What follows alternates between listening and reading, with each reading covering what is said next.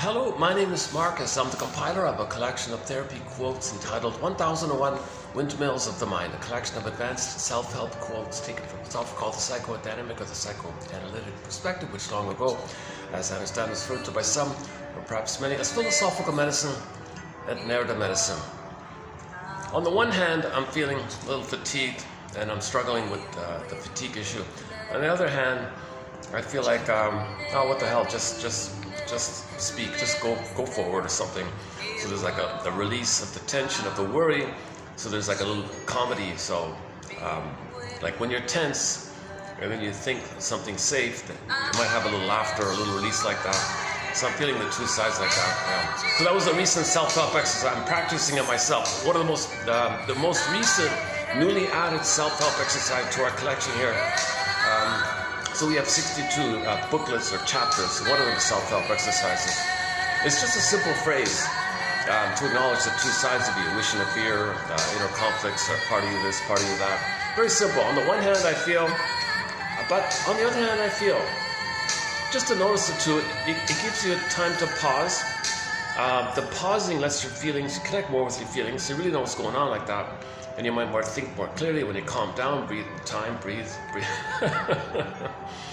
So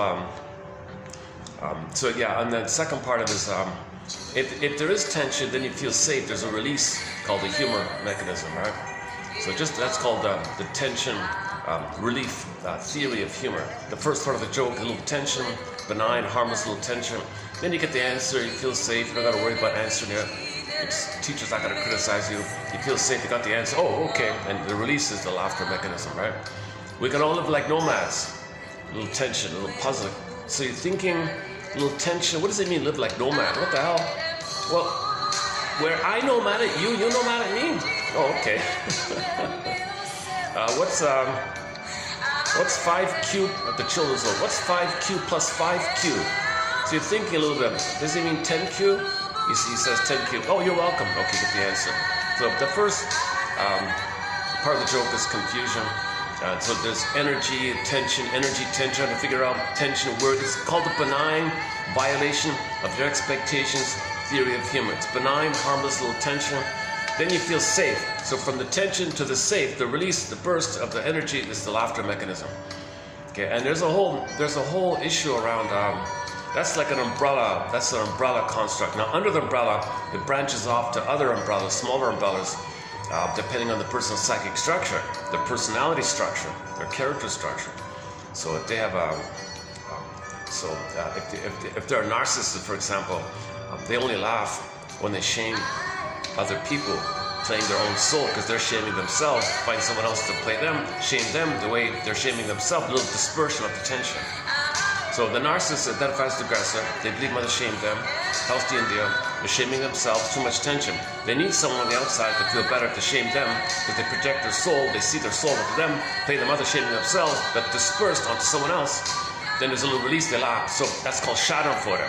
Negative humor, dark humor at people's expense. So people scapegoat it. He feels a little better. So you're laughing at somebody else, but all he's doing is getting some tension relief of criticizing himself. He criticizes someone else. The tension is released on there, sometimes called the superiority theory of humor. Okay, let's not get into the humor topic. Although we did some good stuff on it recently.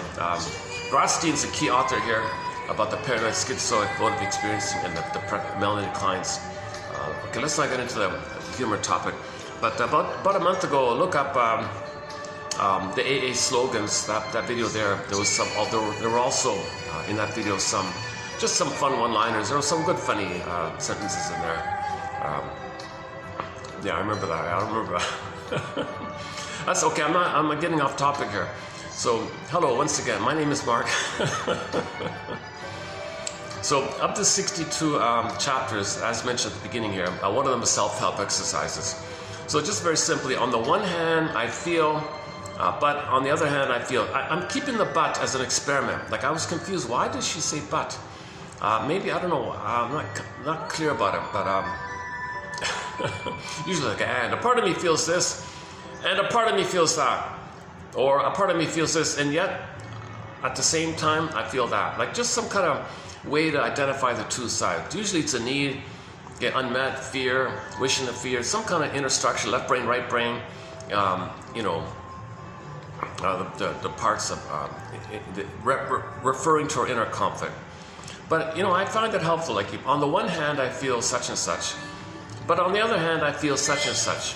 It gives you time to allow the other feeling, the deeper feeling, to come up. So when you do it the second round, that's maybe the truer feeling, and maybe you can go by that, or you can compare the two, and then you can make a decision like based following that kind of thing.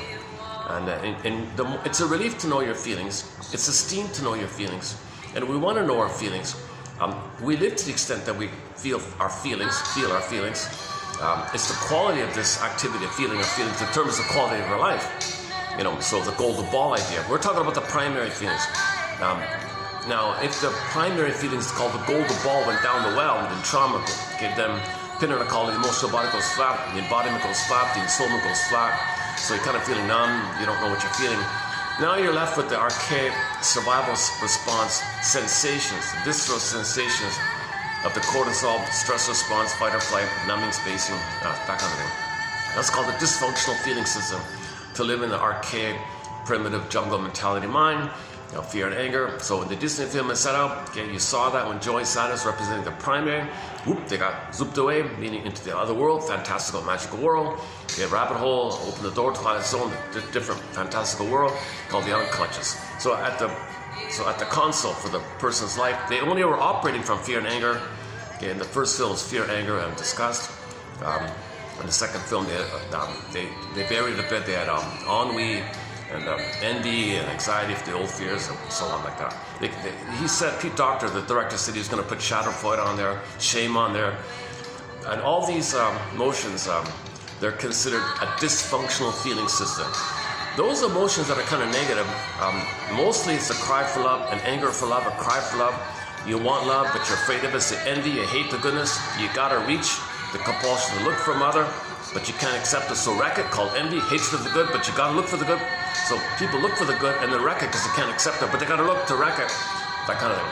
So these are people who, you know, complain and you offer them help and they reject it. So they're bonded, they're fixated. That's what happened to them. They're kind of fixated. That's teddy bear fixated there. Check out the last video on that topic.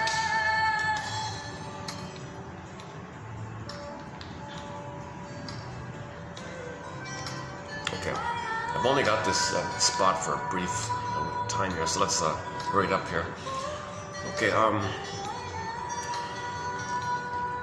Okay, so sometimes called affect phobia. Now we don't mean the sensation phobia. We get that if you feel tension in your body, aches and groans and tightness here, or, you know, muscle ache there. We get that kind of visceral sensation and stuff. That's what we mean by dysfunctional. You're only limited to those kind of things. You don't know your primary feelings. Like sadness, do you feel the forlorn, yearning, love, hunger? Like do you feel, you know, the delight of gratitude, warm gratitude? Do you feel badly about making a mistake? Do you feel a loss about something? Like more primary, like living and loving kind of feelings. Usually it's gratitude and the joy of expressing your interest, curiosity and joy of sharing your interest, pleasure in other people's development, called Freudian, more advanced kind of things, right? That's the regular, it's not advanced, that's the regular. When that's frozen, golden ball goes down the well, pin goes on the column, princess flies away, okay, chasm image, swoon, numb, then you're back to the primitive brain, and that's the dysfunctional stuff. They only think like jungle terms, okay, either or, my greed, your greed, everything or nothing. They're kind of impulsive, they're kind of like, it's like a, that's why that part of the brain is nicknamed after cold-blooded things like lizards and iguanas and salamanders and alligators. Take your pick, any frogs and all those kind of things. Take your pick. I've been calling it the iguana because no one's taken it. All the other ones are taken. So the iguana only cares about survival. There's no warm mammal, like they're not warm-blooded. They don't bond with their children like that. They don't have a play with their kids, like they don't have that warmness like nursing and things like that. They're kind of cold, just impulse to survive and reproduce to survive. That's very limited like that. That's dysfunctional for human beings. We're very advanced. It took us billions of years to develop the mammal area, right? The whole body, we're a mammal body. We feel, that's the primary, that's the golden ball. We live to the extent that we feel our body. We live to the extent, and the quality of this living to this extent of our embodiment, our ensoulment, feeling real and alive, to the extent that we feel real and alive, okay, the quality of feeling real and alive, that determines the quality of our lives. Right? That's what we're talking about here. That's the issue. In trauma, that goes flat. Then you go back to the archaic stuff called the dysfunctional feeling system, affect phobia, fear of feelings. In ancient Greece, that was called athymolexia, no feelings for your words. Nowadays, beginning from the 70s, people started using the term alexithymia, kind of a variation, no words for your feelings. So you can't find your feelings, you can't find the words because you can't find the feelings. There's no feelings, so where are your words? You know, kind of thing. So it's a dysfunctional kind of thing. Also known as affect phobia. You're afraid of your feelings, right? If you try to feel, you might have a hysterical reaction. You might like have a paralysis. You can't speak, or those kind of things. Let's talk a little bit. So that's the trauma. We're meant to stay embodied. We're meant to feel embodied, and that's the gifts and the treasures of the real self. And you express from the animating connection to yourself, your home within, your soul and your body. And from there, you sense the expression of it. That's the doing. So feminine, masculine, okay, moon and sun, feminine, masculine, prince and princess. These kind of ideas, yin and yang, of course. Okay, that's the idea that you're doing. The masculine doing is informed or is an expression of the being. Your doing is an expression of your being. So your doing is an expression of your embodiment. That's love. So basically you're love-based. You're a love-based person. Everything's expressing love or the cry for love. Because that anger stuff in the survival brain, that's all cry for love. Anger around the trauma, or anger around losing your esteem, not being able to go through the developmental process to have your embodiment, anger not having your ensoulment. All that negative stuff, and that's all cry for love. Sarcasm, cynicism, bitter banter, negative insult jokes, negative attitudes, cynical attitudes, treating others the way you've been treated, showing up Italianic, vindictive and revenge, all that kind of bitter stuff, that's still a cry for love. Everything's love, an expression of love, the embodiment, or a cry for love, the survival stuff. So the survival stuff is considered a cry for love. It's survival. It's mother, you're hurting me. How can I be myself if you're hurting me? So you're angry, and that anger is an SOS from other side. So the anger can take dozens of forms, not just sarcasm and negative jokes and things like that. The anger can take numerous forms, even passive-aggressive anger. That's like omission. So you can be overtly angry, or you can be covertly angry, called passive-aggressive anger. So there's dozens of ways the anger can take form, right? So in the beginning, the baby is embodied. He does have the golden ball. He is radiant, embodied, and souled like that. He expects that to continue. Okay, he expects that womb utopia time where he's 360 and all that, shining like the sun. That's why they say he's shining. And when he's crashed a birth, fallen star, okay, the anger in the mind, you got a monster.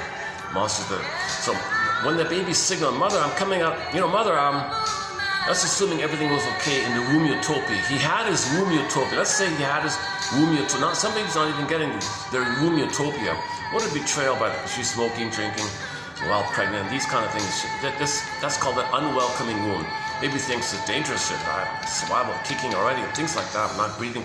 Okay, it's supposed to be a blissful rhythm of bliss, rhythm back and forth, a attunement, a smooth, blissful phenomena called Gardamina, Shambhala, Nirvana, Shangri-La, Paradise, Avalon, Utopia, all these kind of paradisical images.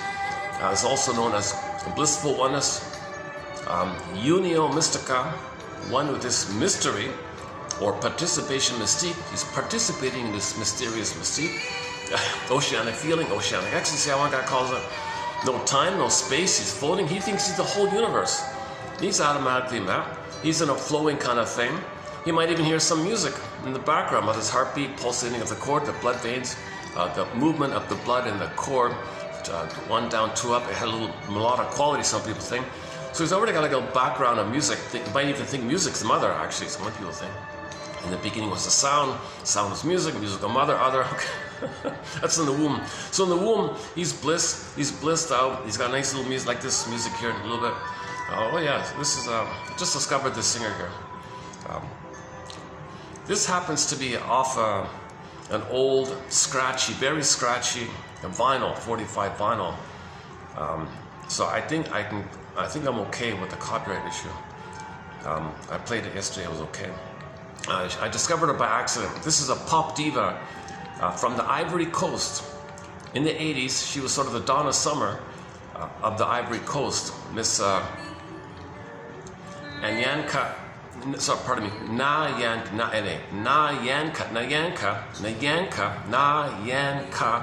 Her first name, Nyanka. Her last name is Bell, easy enough, right?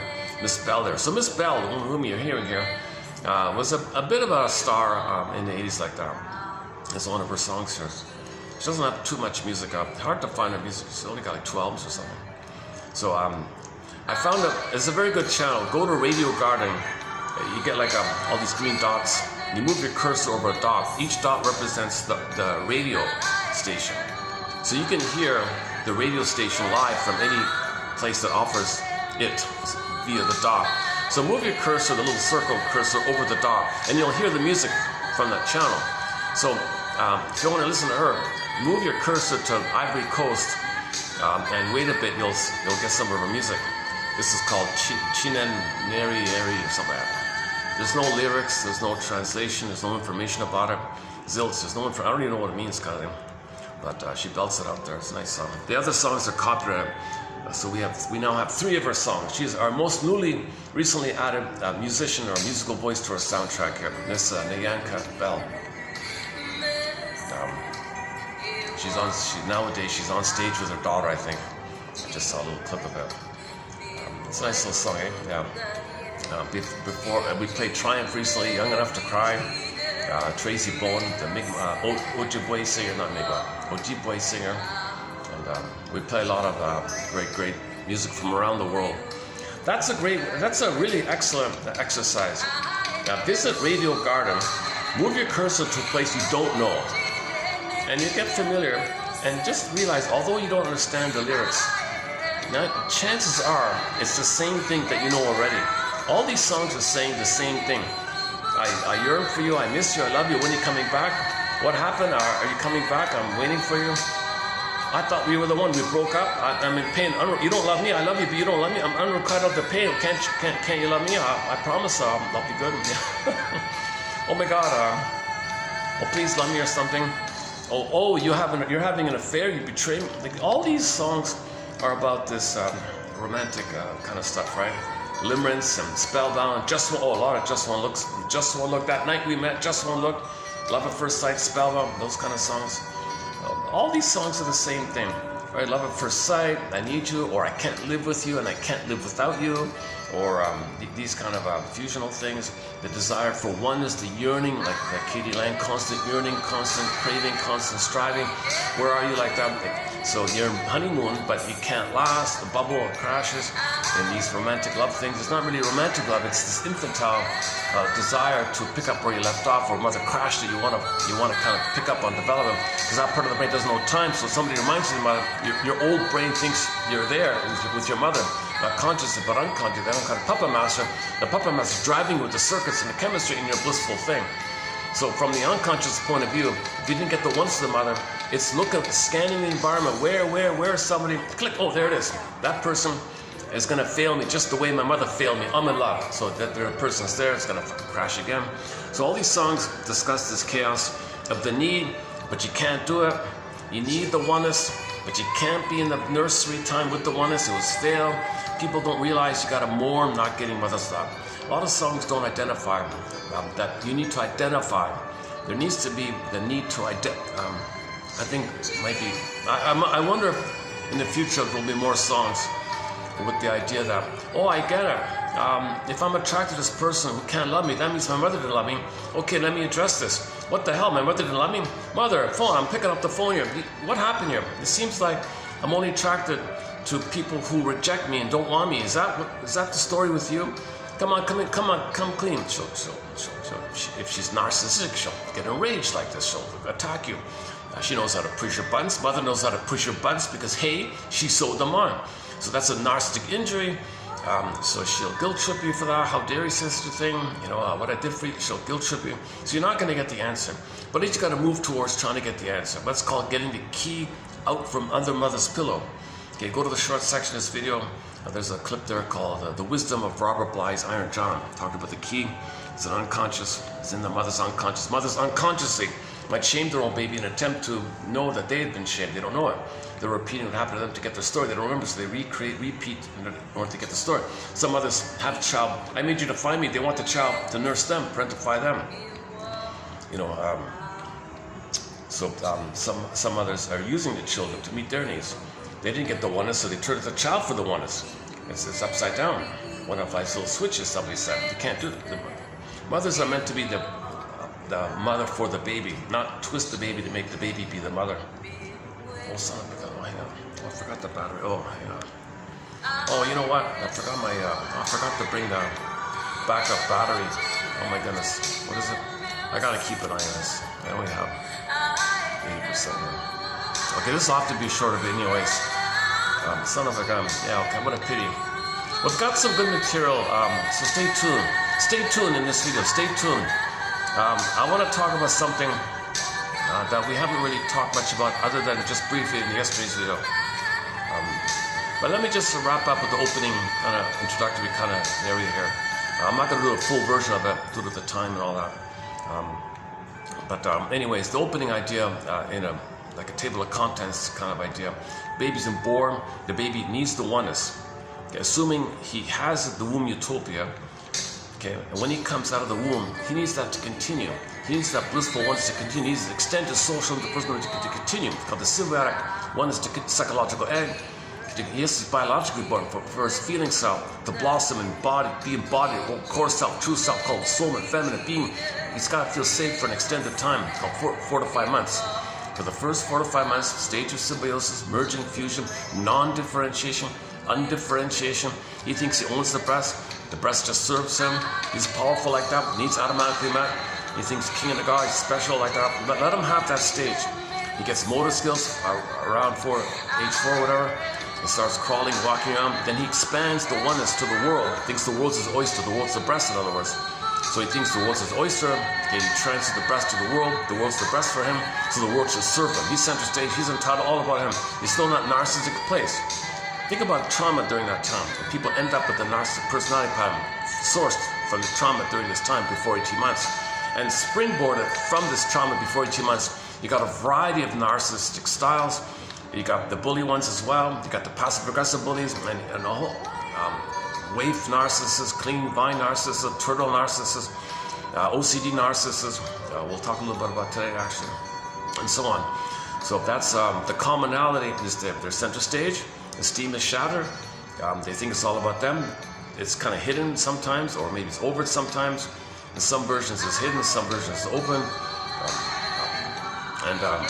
But inwardly, they want narcissistic supply. They can be greedy. They expect it's insatiable. Narcissism is insatiable. That quote's coming up today. Narcissism is insatiable because you're searching for mother, but it's only a symbol. It doesn't work.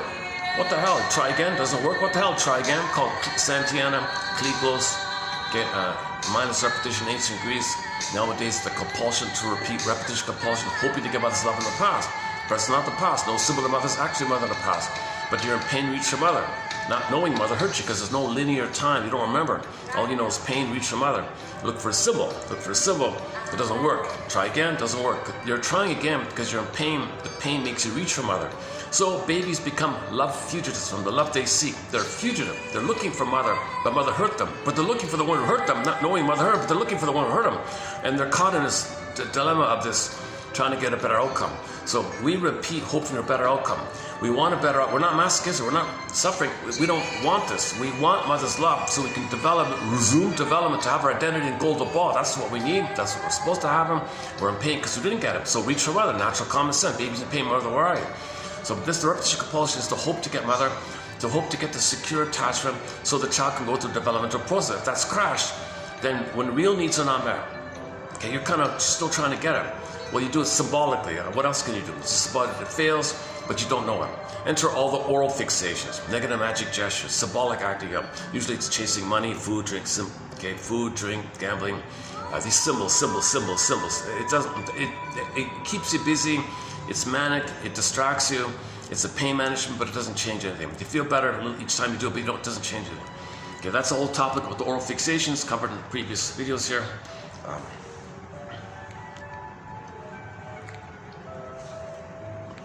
Okay, so the baby reaches up. Originally, if there is a crash, let's say before 18 months, mother, I'm in pain here. I'm signaling here, mother. I need a connection. I need to say. I need your attunement, your attunement, your reverie, your love and understanding, your acceptance, your sweetness, your tenderness, your smoothness, your softness, the blissful warmth. I need that cocoon-like thing.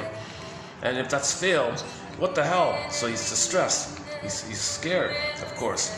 He might even start feeling shame already. Babies can feel shame. Babies can show shame. Read Paul C. Holliger's book, What Babies Say Before They Can Talk. All babies can show the emotion of shame, stress, sad, okay, so on.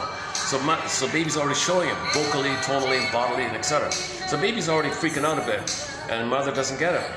The final pathway, the most last-ditch desperate effort to signal is called the SOS, called anger, and then fury, rage, and the devouring fantasy to gobble up the mother. But then now things are destructive. When it becomes destructive, think about the LIV crunching up EVI. Now it's destructive. This is still a cry for love.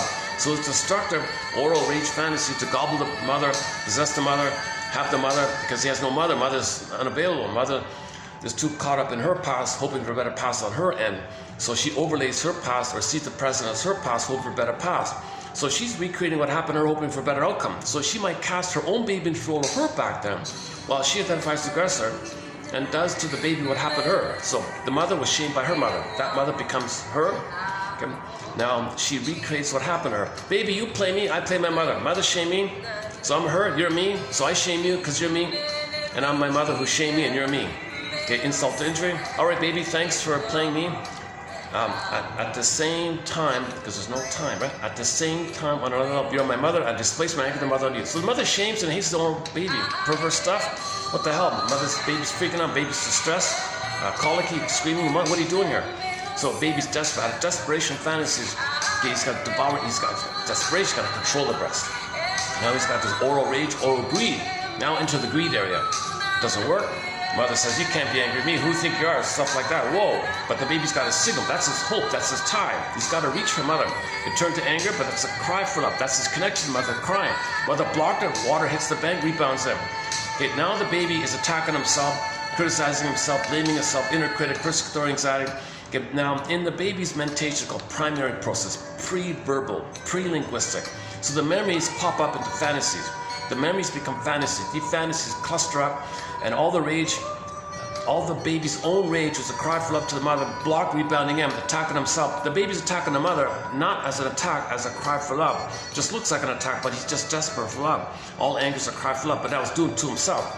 Okay, now the imagery in the baby's own brain, okay, sizzles up, poof, monsters of the id monster.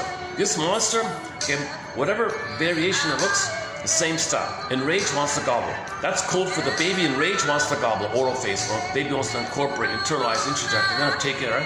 It's enraged like a. But he's got to do it. He's got to attack himself. So meaning cry for love desperately to the mother. But mother blocked it. It goes to himself. Where's it gonna go? It's go to himself. Okay, so now he's got to hate himself. Put it that way, in simple terms. He's got to hate himself, and that's the tie to the mother. Hope for the mother will love him. His tie to the mother is hating himself. In order to have a tie to the mother, no baby would make it without some concept of a mother. The only concept he has of the mother is hating himself. So now he's hating himself, thinking that's his hope that one day, because no time, one day, mother will love him. He's just waiting, suspended, get flash frozen, timeless screen painting or something, frozen screen or something. So he's suspended in his anger kind of thing. So now, what's he going to do now? How is the baby going to survive and deal with it? How's he going to adapt for himself? What's he going to do for himself? How's he going to deal with this? Attacking himself, which is really just a cry for mother's love. But he's attacking, but it turns into the form of attacking himself. You got to loop it around, do a looping thing, attacks himself, right? What's he going to do now? Okay. So enter Berger, one of our mentors, Edmund Berger, excellent author, prolific author in the 40s and 50s mainly. Great author, great stuff. We have a lot of his quotes in our collection here. He has an interesting proposal, which is that when the baby's anger is attacking himself, there's so much pain here. Berger theorizes maybe what the baby does is find some way to see if he can infuse into the pain some pleasurable chemicals and make the pain pleasurable somehow. And that term is called psychomasochism.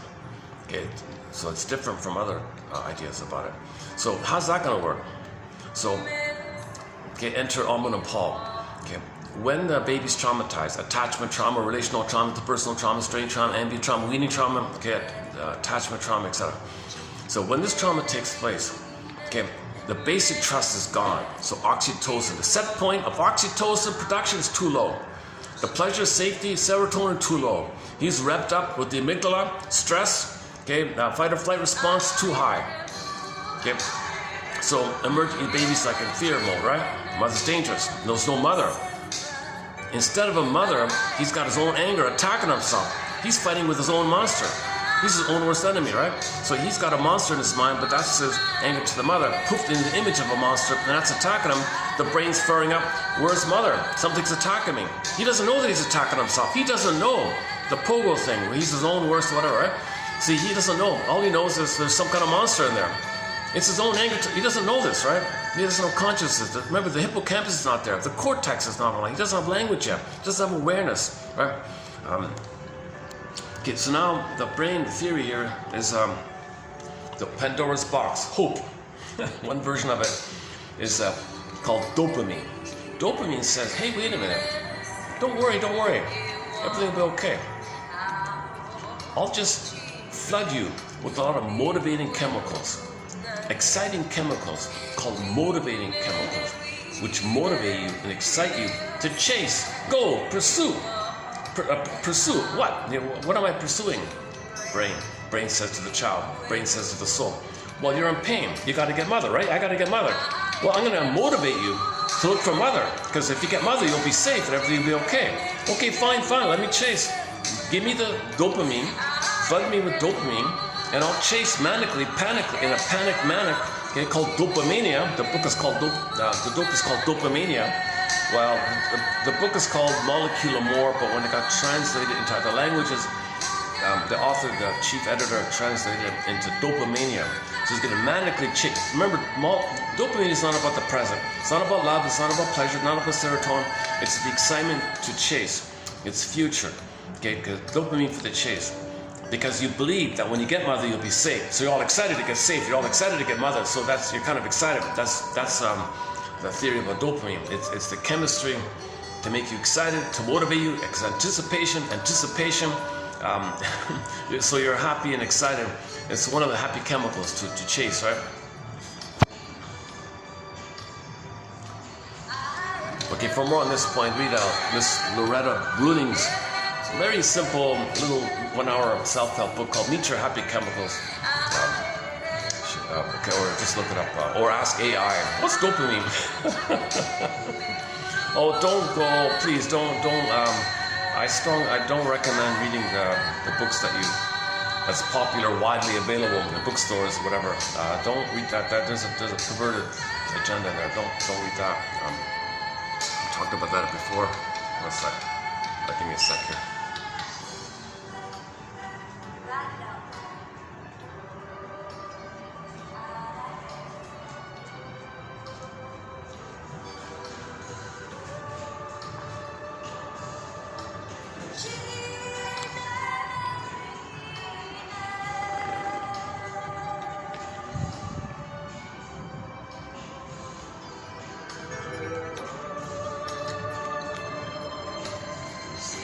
Okay, so the dopamine is to chase for Sybil mother.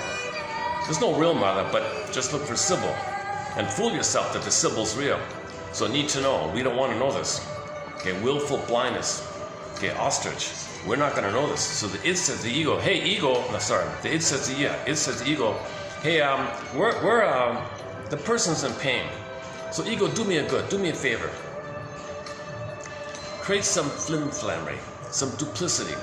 Okay, throw the person a bone, a belief, a red herring, a straw man, distract him, give him some cute little thing to say to himself, let him explain away what he's doing, rationalize away, don't let him know, need to know, he can't know, we're doing him a good, he's in pain, we don't want him to interrupt, because he'll feel the pain, so we need him to buffer and deny and distract and believe something else to distract him away, so give him the red herring, give him some rationalization, some nonsense thing to believe, some proper, create some silly thing. Who cares? Doesn't matter. As long as he gets away from the agenda that we got to search for mother to get out of the pain. So the cortex says, okay, so it comes up with the usual things. So if the symbol is smoky, you might say, well, what's the big deal? I saw the poster, a handsome guy. Maybe I'll be handsome if I smoke. Say, okay, good. You want to believe that nonsense? Go. Fine. If it's, if it's wine or something. Well, I heard there's the grapes in that wine come from a good place, so maybe it'll be healthy. Okay, fine. You want to twist things a little bit.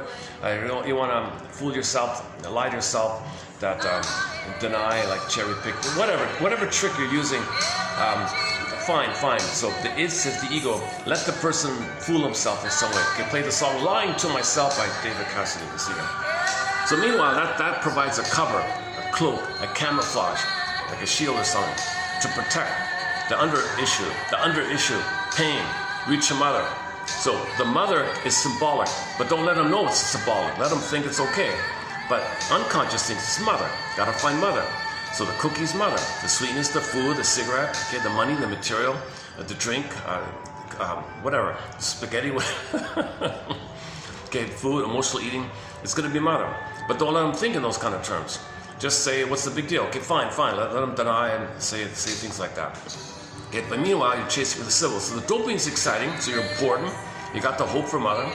Okay, remember, you gotta have some hope for mother, because if the baby has no mother, he's a goner. It'd be worse if you didn't have the hope for mother. So you gotta have the hope for mother.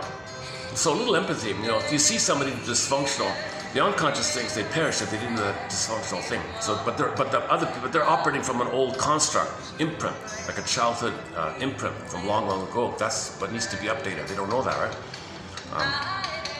Okay, so like if I see someone, like the other day, someone was doing some obnoxious thing, and I was so just in general, if you see somebody doing something you maybe don't like or something you think is silly or whatever, you gotta have a little empathy that person's unconscious is telling them to do it, because if they did it, something worse would happen. A little empathy, that's why they're doing it. They're driven by the puppet master within, the construct, the template, the blueprint, the imprint, the internal working model, childhood mapping, fatale pain circuits. It's called the unconscious determination. It's not rational, it's oblique, it's hidden, it's powerful, puppet master. It's telling the person to do that thing for symbolic reasons, to numb the pain, anesthetize the pain, or just whatever, because that's his defensive strategy to deal with the pain. So if you see somebody doing something silly, whatever, you got to say to yourself, well, one option is you can maybe try or experiment, okay? So one option is to consider the possibility that that person's unconscious is telling them to do that, because the unconscious thinks, their imprint thinks that if they didn't do that thing, if they didn't take that drink or whatever, they'd perish. They wouldn't. But their unconscious thinks they would, and they don't know they're unconscious. Their puppet master's running the show for them, and the person's just a puppet. They don't know this. They think they're being reasonable because the cortex is called rationalization. Rationalization is the lies you tell yourselves you believe is reasonable. It's the appearance of being reasonable. It just gives the appearance to fool yourself with others you're being reasonable. Okay, so you're not being reasonable. Okay, drinking is not reasonable. Beyond the occasional social, what do you mean like that? Somebody dependent and addicted or something, it's not reasonable to hurt yourself, numb the pain, or make yourself warm, because it should be warm with the mother. It's a fluid stimulating fluid. It's not breast milk. It's stimulating, things like that. The cigarette's not mother's breast nipple. Okay, things like that. It's not reason. These things are not reasonable. But the unconscious no time. It's got to reach for mother. What's the mother? The breast, the nipple, the breast, the mother. Okay, and the fluid, the milk. So nipple milk, things like that. One really disturbing thing is one guy, one very traumatized person associates milk with his mother, and he becomes the aggressor. Okay, the aggressor. So milk is the symbol of mother. So he doesn't think it directly, but he thinks he's very invested in the white idea. Okay, very invested in the white idea. That's the identification. The aggressor mother hurt him. That's his only identity. If he didn't have this belief that he's milk or white, okay, he'd have no mother. He'd perish. So even in that kind of area, even in the area of prejudice, that's okay. So that's a separate topic on prejudice. Milk being a symbol of mother, and keep that in mind in that kind of area. So a lot of people have that problem, right? A lot of people have that problem. The only thing that kept them alive is the only goodness they had in their life was the powder stuff, maybe. It was white, the fake milk even. The mother was just narcissistic and bitter and didn't want the kid or something. And so he rough-handled the child and didn't look at the child nicely or ignored the child, was passive-aggressive toward the child, neglected the child and hoped the child wouldn't go. And the child picks up these things. The only thing that comforted him was the milk, the food, right there. And he associates milk as a symbol of mother, the good mother, and the powdered stuff, though it's white, always white. I always wondered if breast milk could be, if it could look like black sesame seed milk. Is that, no, what do you call it? If you take the black sesame and crunch it and make it like a fluid or something. I always wonder what if maybe that's the cure for racism, prejudice, if every mother produced sesame, black milk, put it that way, like sesame, like black sesame. If you're not familiar with black sesame, look up black sesame. Better yet, buy some black sesame. Or if there's any other food that's black, like dark black or something. And imagine that it's milk. And imagine babies take that. And then, I wonder, it's just a question mark. I'm being a little on the edge here. Okay, we have a major booklet on prejudice. We've got dozens of theories on prejudice. Okay, open the door. It's a 10-hour topic. I don't have time this way here. Let's just wrap up the opening kind of premise. So the baby cries for love, turns to anger, rebounds him, anger at himself. Too much pain. Okay. Dopamine kicks up the chase for symbols. When he chases for a symbol, he feels important, he feels hope, it disappoints.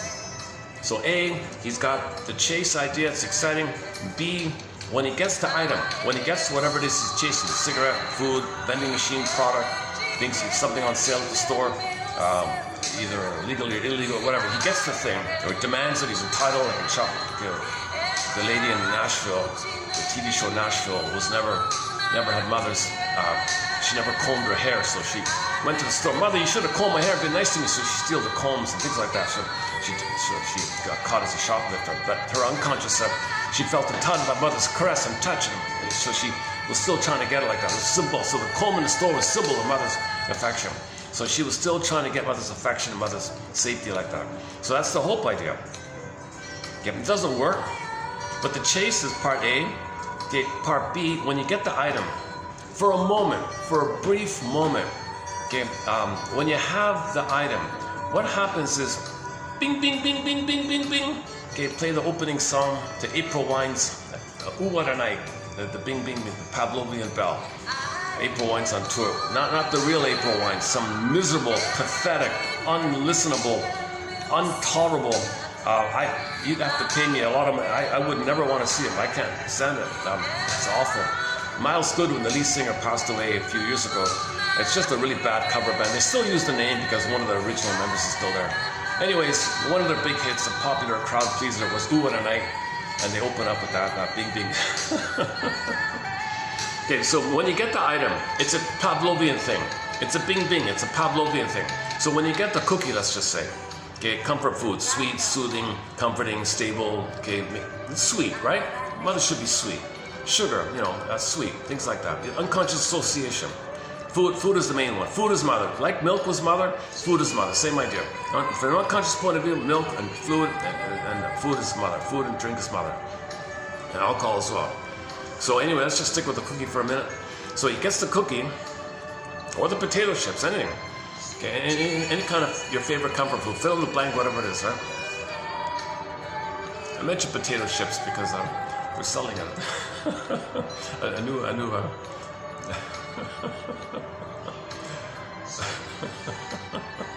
I just had some very good potato chips from Spain. It's a new product somebody brought in. It won't last long, I guess. It's close to the expiry date. Sometimes when products are right near the expiry date, I don't like it. Some people get it somehow.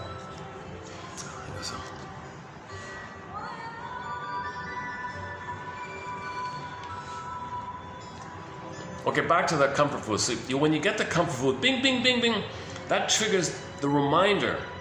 When you're one with the mother, something reminds you of mother. It reminds you of when you were one with the mother. If you can be reminded of the blissful time of when you were one with the mother, even if it was just in the womb utopia days. You'll get chemistry. Right? So those memories, those good old days, you'll get some chemistry. Those chemistry, the chemistry there from the triggering of the womb utopia days. Okay, enter the joke. We spend the first 9 months of life trying to get out of the womb, and the rest of our lives trying to nostalgically remember it. So you're trying to remember it, get back in yourself. So the joke, yeah. So anyways, you trigger the happy chemicals from the past. It's going to blip up over the pain you're feeling. So for a minute you feel better. You got a lot of pain, chemical stress, pain. Okay, so cortisol, adrenaline, pain, etc. Right? So for a minute, when you get the cookie, you trigger the good old days, and you feel better for the moment. It goes down. It doesn't change the set points. It doesn't correct the set points. It doesn't give you some permanent memory that mother loved you by eating a cookie. Come on. But it just triggers the womb utopia day. It's a memorial thing. So you remember something. Just like you think about your favorite song from childhood. Oh, you might smile and feel better for a minute, right? The kid in the park with a Superman uniform. He feels status, he feels important, he's imitating his favorite superhero.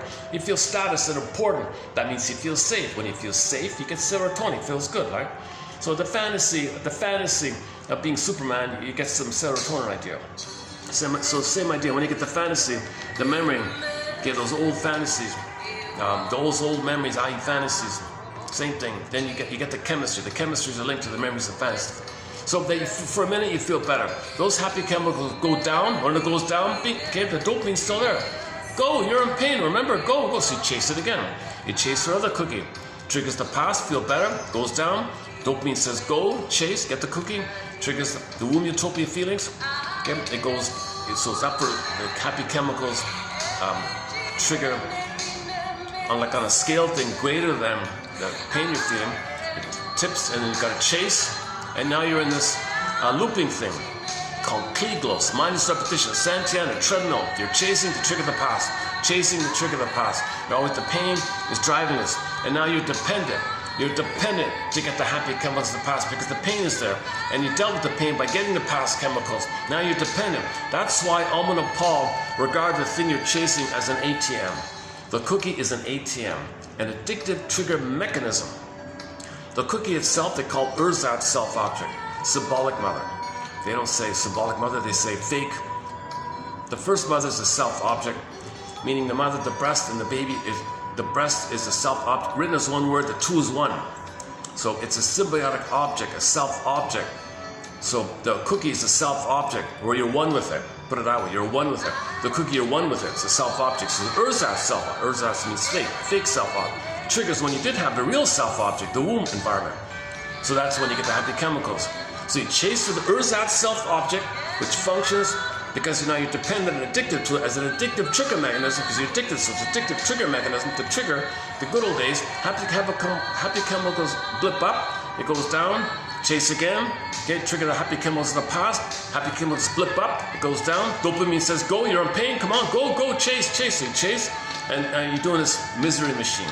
Mark Twain, I think he means it, I'm not exactly sure, but anyways, Mark Twain has a thing called the misery machine. Berger referred to it in this context. Berger calls it the rigmarole. The rigmarole, this rigmarole. Now this whole rigmarole, this machinery, let's say, that misery machine, maybe that's why he chose misery machine. Rigmarole is cloaked over with the rationalization. The top layer of the cake is willful denial, willful blindness. Ostrich putting his head in the sand, right? So he doesn't want to know. I don't want to know. I don't want to. Don't tell me this. Interrupt. I can't face the pain. No. Just keep it going. Let me lie to myself and think that because the cookie's on sale, I should buy it. Yeah. And maybe I'll need it one day. Oh, don't worry about the expiry date. Those things don't matter. What? You just lie to yourself. Okay.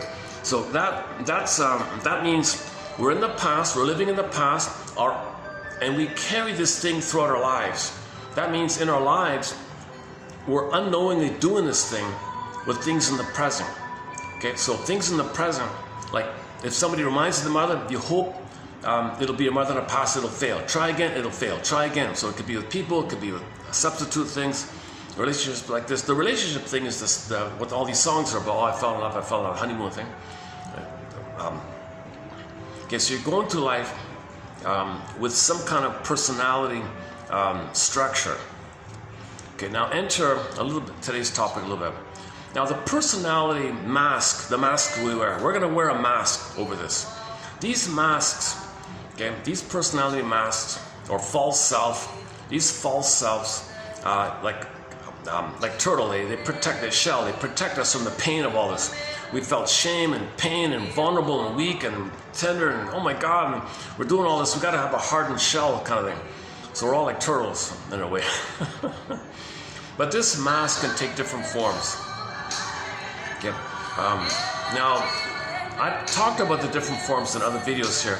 I want to take a sidebar here and enter into another bubble, another little world for a minute, and enter into Mr. Joseph, Barnett, a guy from the 60s. So in this video, stay tuned, I'm getting there, in the 60s. Oh Jesus Christ, I really miscalculated the time. It's Saturday, so it's gonna pack in soon. 4:30. Hopefully we finish in an hour here. Oh, son of a gun, yeah. Oh, I missed it. Where can I get a battery? I have to buy a. Oh, there's no shop nearby. Okay.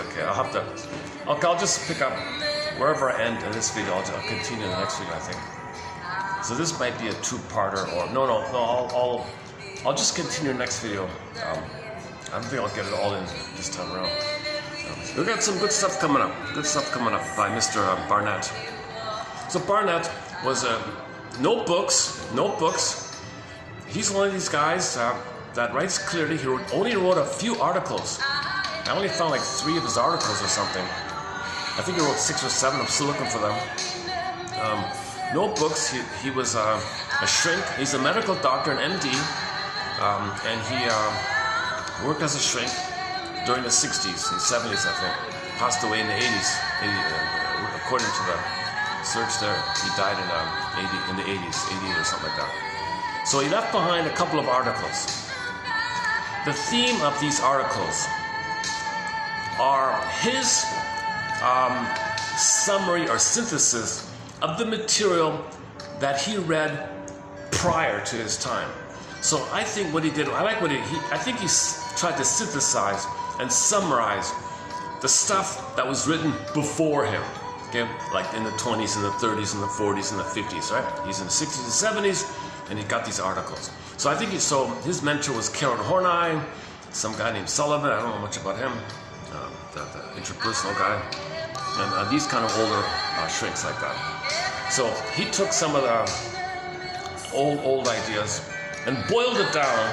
Believe it or not, boiled it down to keep it simple as a starting point.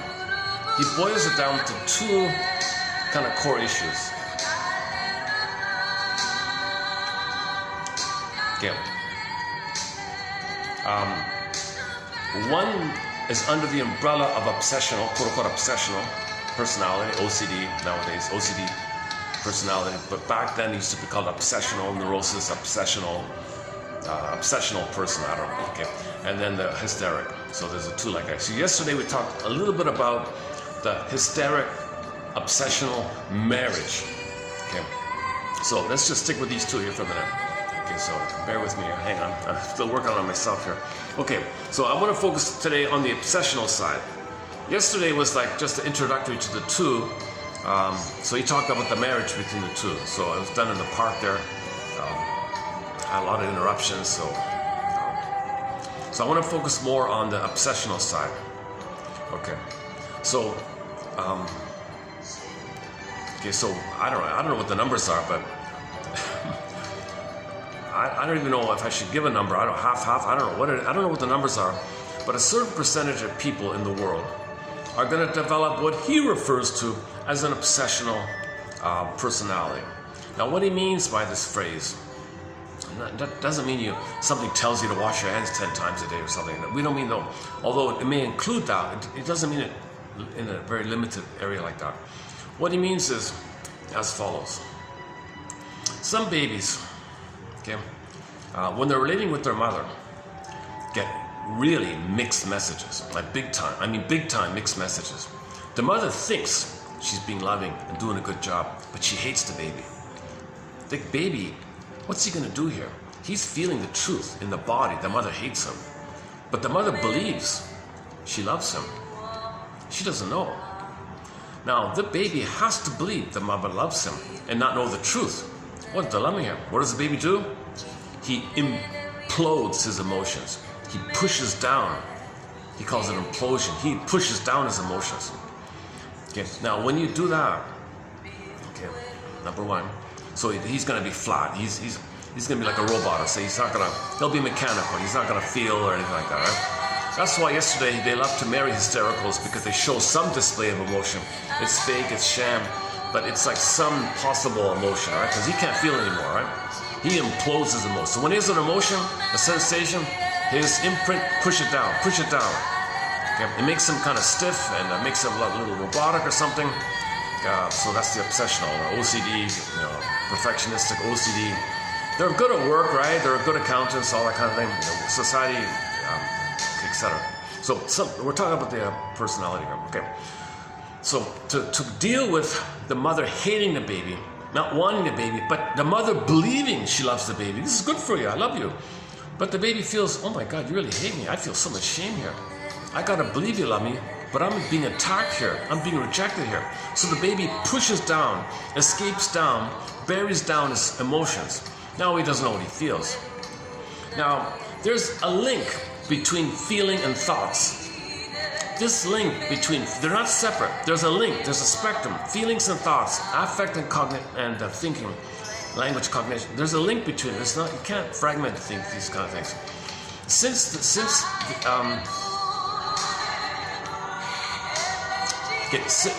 there's a link between feelings and thoughts, if he always has to bury his feelings, his thinking will be affected to the point where when he thinks about stuff, he cannot include a feeling. If he cannot include a feeling, then when he thinks, it has to be a very fragmented, micro little detail. He'll be like obsessive about little things, and he'll never see the forest. He'll only see little micro, trivial detail things, right? And he'll focus on a micro OCD, this guy, gotta do this, gotta do it. Okay, that's his manageability of something. And he can't see the overarching picture, he can't see the broad picture, he cannot see the forest, okay? Because if he were to see the forest, that would imply a link to his feelings. He doesn't want to have a link to the feelings. Thinking in a forest, broader, being able to see the forest, not only the trees, but the forest and the trees, or the forest, let's say, the main idea of something, or what's important, or the real thing, the most important thing that's going on here, or the broader important thing about something, he cannot do it. He cannot know the truth. He cannot know the higher truth, or the broader truth. Okay? Because to think in a manner that would do so, to think in a manner where he understands the forest about something, the main idea of a story. You know, it's funny, like you ask somebody about a film, they're clueless. What's the main idea of the film? Clueless. Oh, the special effects, I like the special effects. When they did that little thing there, that was cool. What's the main idea of it? Couldn't tell you. The guy has a PhD or something. Here, you got a PhD, they can't tell you the main idea. I think it's amazing. It's amazing. A lot of people have this issue where they can like articulate immensely and have a lot of vocabulary even, and be very specific and finely meticulous about some little thing, some little detail, and some other little detail, and it might even not really fit, it might not even like link to each other, but he's invested in making himself important in that detail. I'm important in that detail. What about the broader, like how they relate to each other in a broader message by it? I don't know what you're talking about. This detail's important and that detail's important. I'm important. That's my esteem. Okay, so he's stuck in this obsessional world. Okay, it affects his thinking.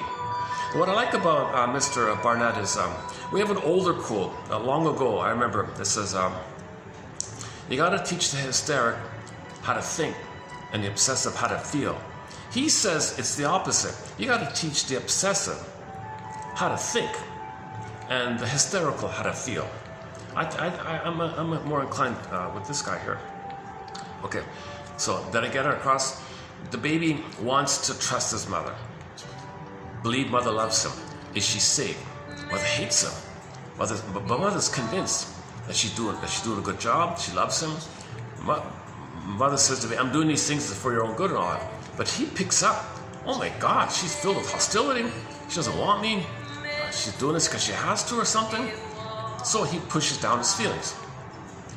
The pushing down of your feelings to that level of degree, called implosion idea, the feelings don't come out, right? They don't show emotion. They're like cold, they're like mechanical, right? People who are mechanical and never show emotion, quote unquote strong, silent type, and never show emotion, okay, better, like he's proud of that, like he's,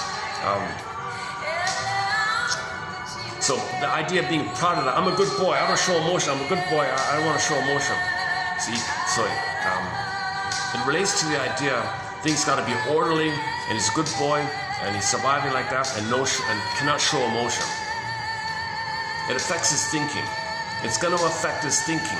His thinking will be OCD. His thinking will be nitpicking about little things, and he won't see the main idea, the overarching picture, the broad picture, the main idea, the inference of something, yeah, like the real message of something, the metaphor of something. He won't do metaphor, or he won't do three-dimensional or artistic, something poetic or something. He won't do that. It's got to be quote unquote legalistic. It's got to be really really legalistic, he said, like that.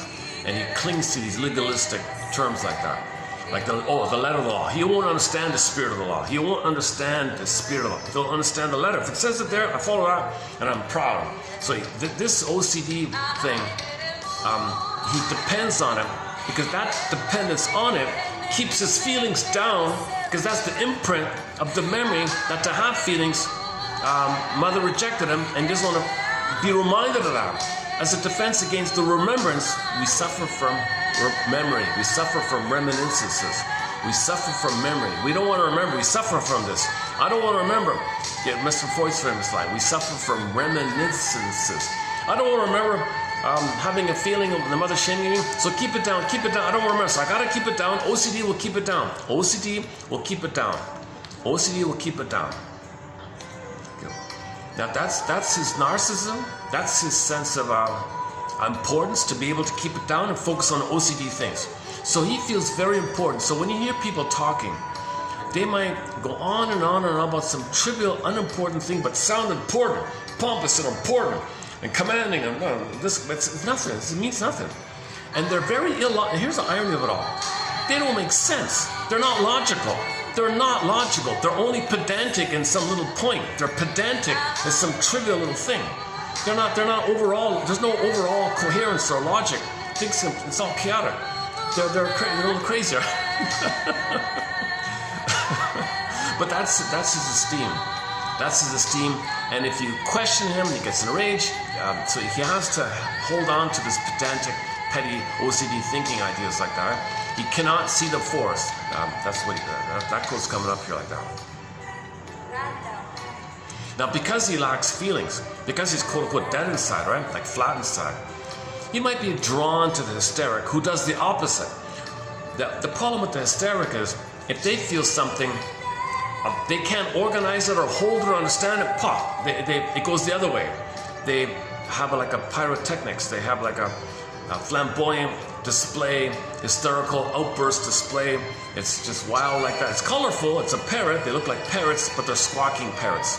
They complain, but they're colorful. They're showy. And the obsessive is drawn to. Yeah, it's interesting. Yeah, I never. It's some sign of feeling. I don't have any feeling. So it's complementary. It's complementary. He feels the expression of some feeling, even though it's fake. But the hysteric sometimes is right with the feelings. Sometimes they're a little creative and intuitive and artistic and colorful like that, and a little spontaneous. They have some of these things. It's just so chaotic like that. It's not organized. But the obsessive is drawn to that thing. It's magnetic for him. So he would love to marry a colorful. Yesterday was a vivacious girl, I'd say. So he did the stereotype. The man is OCD and the woman is hysterical. Now the hysterical girl is just all over the place with the emotions. She can't understand her emotions. She feels something, it bursts up, and I don't know what it is. And that's how she's dealing with it. So a little chaotic and dramatic. She's complaining, can't deal with her feelings. She can't control the feelings. So she admires, she's drawn to the stability of the rock. The OCD is the rock, right? And she's the colorful flower, let's say. To make it overly simple like that. So they're drawn to each other like that. So in the beginning, they're drawn to each other. They're drawn to each other in a sense of complementariness. So in the beginning, they think, maybe I can learn from her. And she thinks, maybe I can learn from him. And I can be more balanced. If she becomes more like him, she'll have more stability in her feelings. He thinks, maybe if I become more like her, I'll have access more to my feelings. So they think they can kind of like move towards healing. That's a positive drawing or drive towards healing.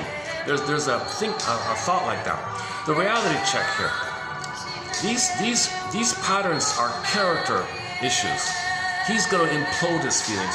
She's gonna expel up her feelings. He's gonna push down his feelings. So when they relate to each other, they shut down. They shut down. He thinks you're too demanding. She thinks you're abandoning me. You're ignoring me. You're cold and you're rejecting me. You're like a robot or something. Oh, you're too demanding and childlike. Now they start fighting with each other. She wanted attention and affection like a child. Okay, she wanted tenderness and affection like a little child, right? He wants to be seen as a good, orderly little boy, but no feelings. He can't do it. She complains. He shuts down. He withdraws. She gets hysterical. He shuts down. Now I got this battle. He becomes more stubborn. She becomes more stubborn. Now you fight him. Now the marriage might become devitalized.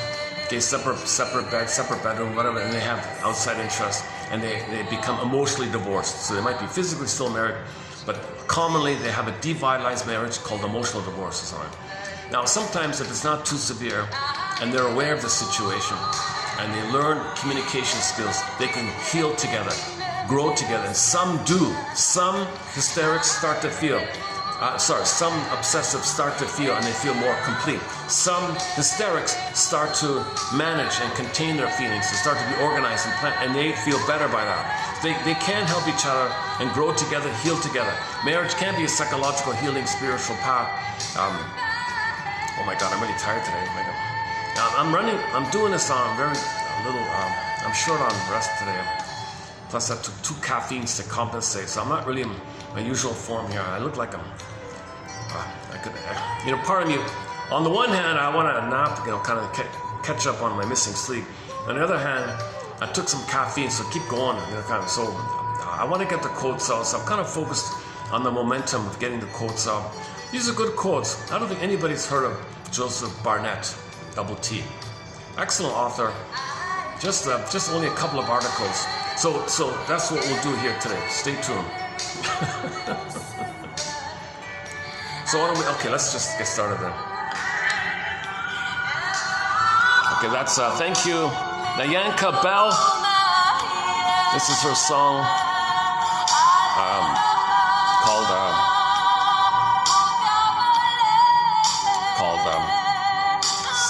however that's pronounced.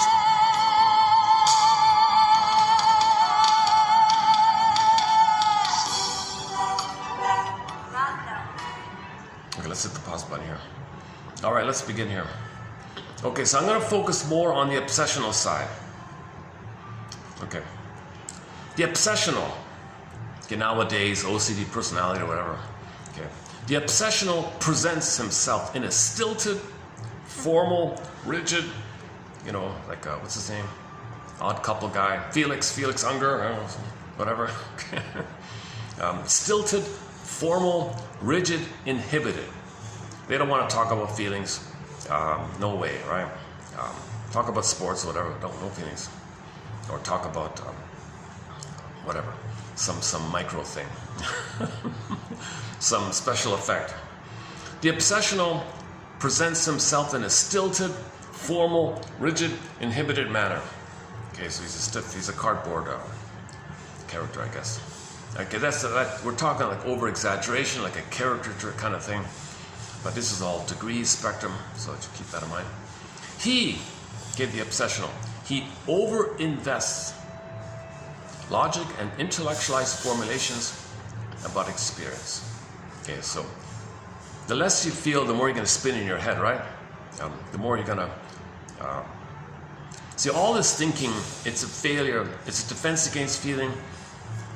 It's a failure of emotional process, failure of feeling. So it goes up in the head trying to figure things out. But I don't want to feel, so think more. I don't want to feel, so think more. So he's very caught in the thinking area.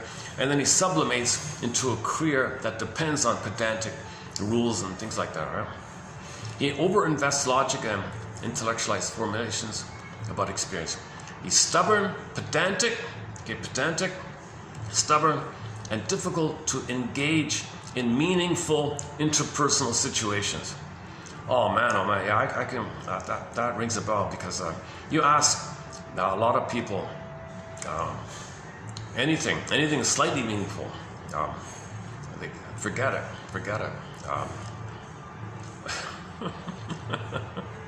I don't know. Maybe I'm too hysterical.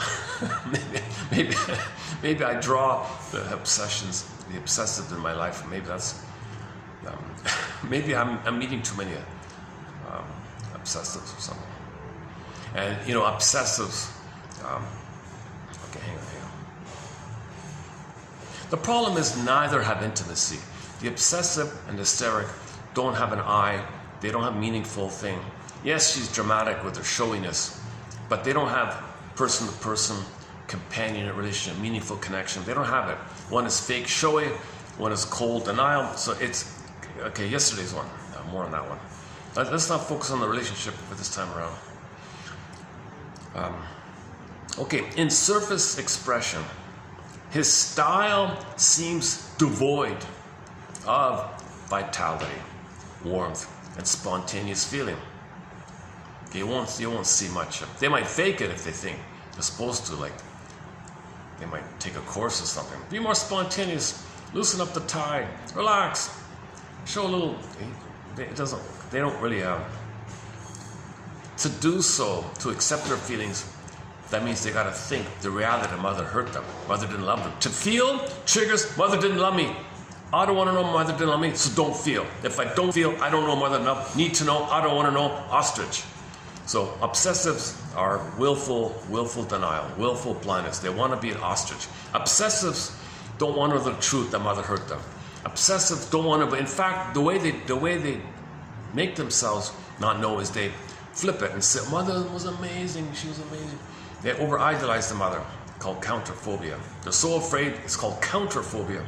Due to the immense phobia, there's like a flipping thing taking place called reaction formation. Another defense mechanism, a way not to know the truth. You say the opposite, and you believe the opposite. That's the way not to know the flip of it.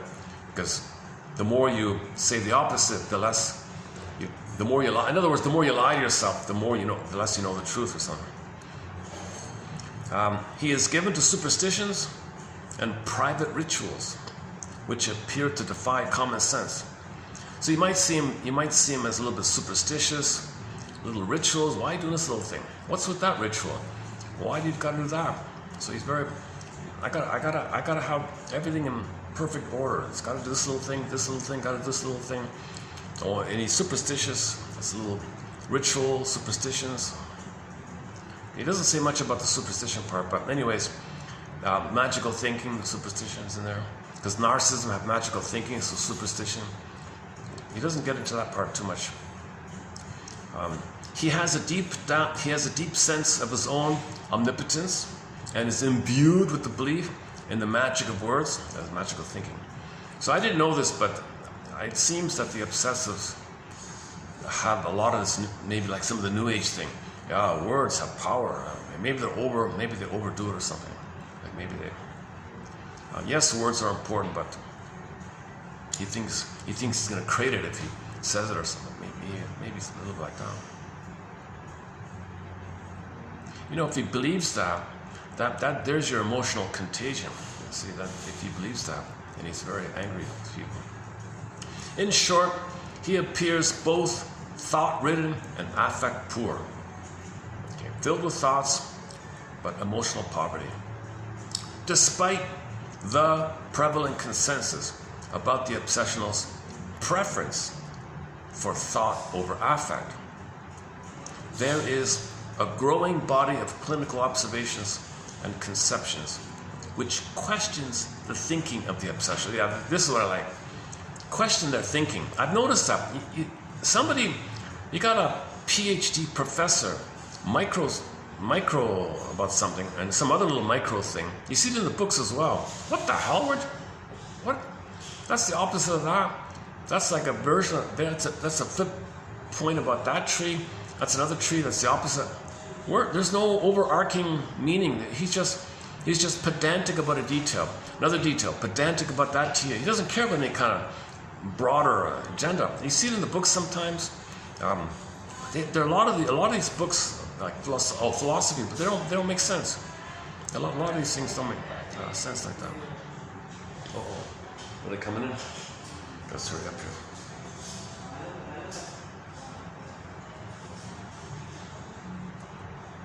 Oh, but they gotta appear adamant, like they're very invested to convince you forcefully, aggressively, to coerce you to believe they're intelligent, they're right, what they're saying is right, they're good and right, and it's perfect, like that. But if you step back a bit, whoa, what the hell? He doesn't notice it. He doesn't notice it. So that's reflects that he can't feel, and when you can't feel, you can't think in a broader way. So there's a link between affect and feel. You got to think of it like a spectrum. Don't divide it as either or, feel or think. No, they're kind of linked. So he makes this point as well.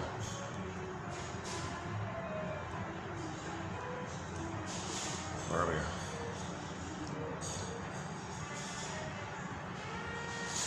Despite the prevalent consensus about the obsessional's preference for thought over affect, there is a growing body of clinical observations. Okay, so the shrinks are writing like crazy that these obsessionals don't make sense. They're not thinking properly. Most of these sources comment on the thought disturbances that exist in the obsessional. Noteworthy.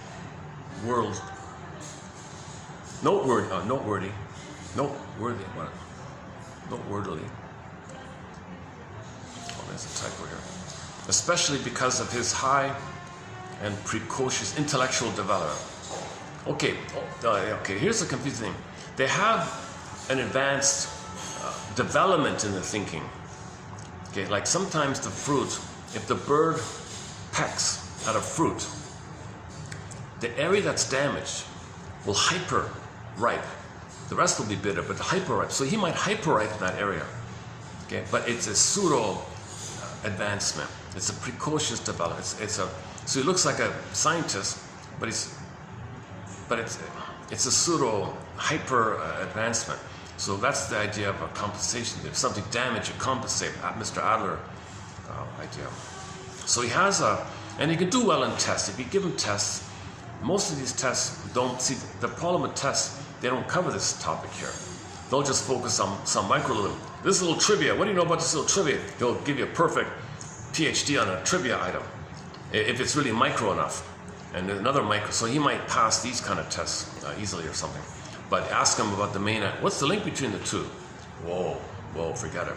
Okay. But the tests don't do that. They don't ask people for the main idea. Give a title. They can't even make a title for something. The special effects, great special effects. That's the title. You watch this film. It's a 3-hour epic. It's a metaphor of the hero's journey going through the unconscious labyrinth, and that's the title. Great. This film has great special effects. Like that's the kind of thing we're talking about.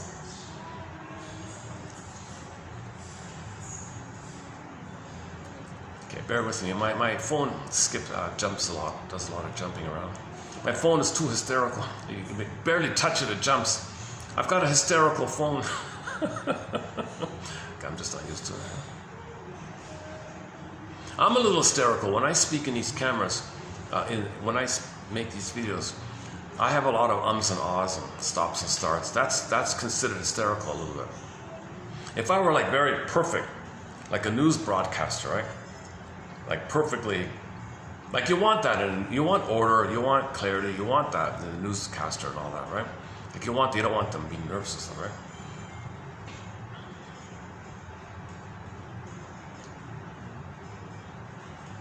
I imagine, it's funny, maybe some people, Okay, hang on. Where are we here?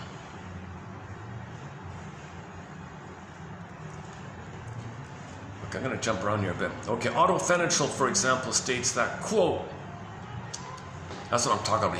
He's what I like about him is he's giving you quotes from the authors that I don't know too much about, like Fenichel. I don't know anything about Fenichel. I see his name a fair bit. Fenichel says, quote, the overvaluation of intellect. The over, is he a German? Oh, Hungarian. He's Hungarian, right? The overvaluation of intellect often makes compulsion neurotics develop their intellect very highly. However, this high intellect, I can't do it. I'm not Jim Carrey or Eddie Murphy, one of those. However, this high intelligence shows archaic features and is full of magic and superstition. His ego, he might be very into like psychic things, the sun, stars and all. He might be very much into numerology or something, or some kind of a superstitious thing, or magical things, right? He might be into those kind of things, like all these things.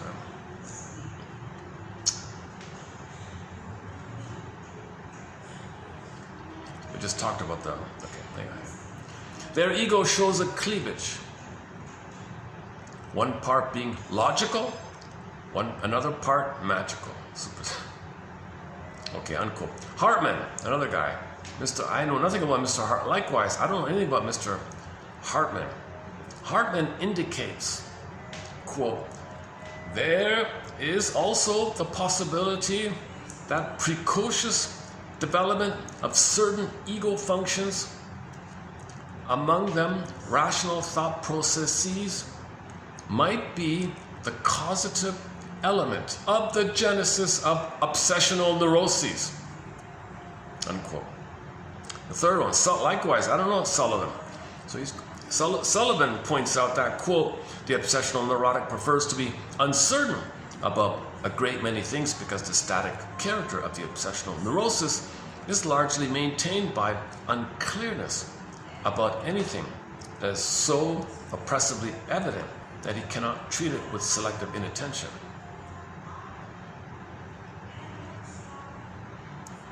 Okay, so he'll be vague and he'll dodge, he'll hedge. He doesn't want to commit. He doesn't know how to select. He doesn't know what's right or wrong. He just give me some pedantic little thing and I'll recite it perfectly and give me an A. He always wants an A. I'm a good boy in school. Give me an A. Give me this thing to recite. I'll do it perfect, and that's all he wants. Everything else is missing, kind of. Ratto, another one I don't know about. Ratto finds that the obsessional is doubting and brooding. Does he brood a lot? I don't really see them as brooding, right? But maybe underneath, covertly or something. Maybe he means it like that. Our thought activities that tend to defeat the purpose of thinking. Okay, so it's not really thinking. So this obsessional stuff is a defense against true thinking. He doesn't want to do true thinking. He wants obsessional. He wants to be obsessional. He doesn't want to do true thinking. There's a difference. And that his concern with minutia, here we go, minutia. His main concern is with minutia and trifles.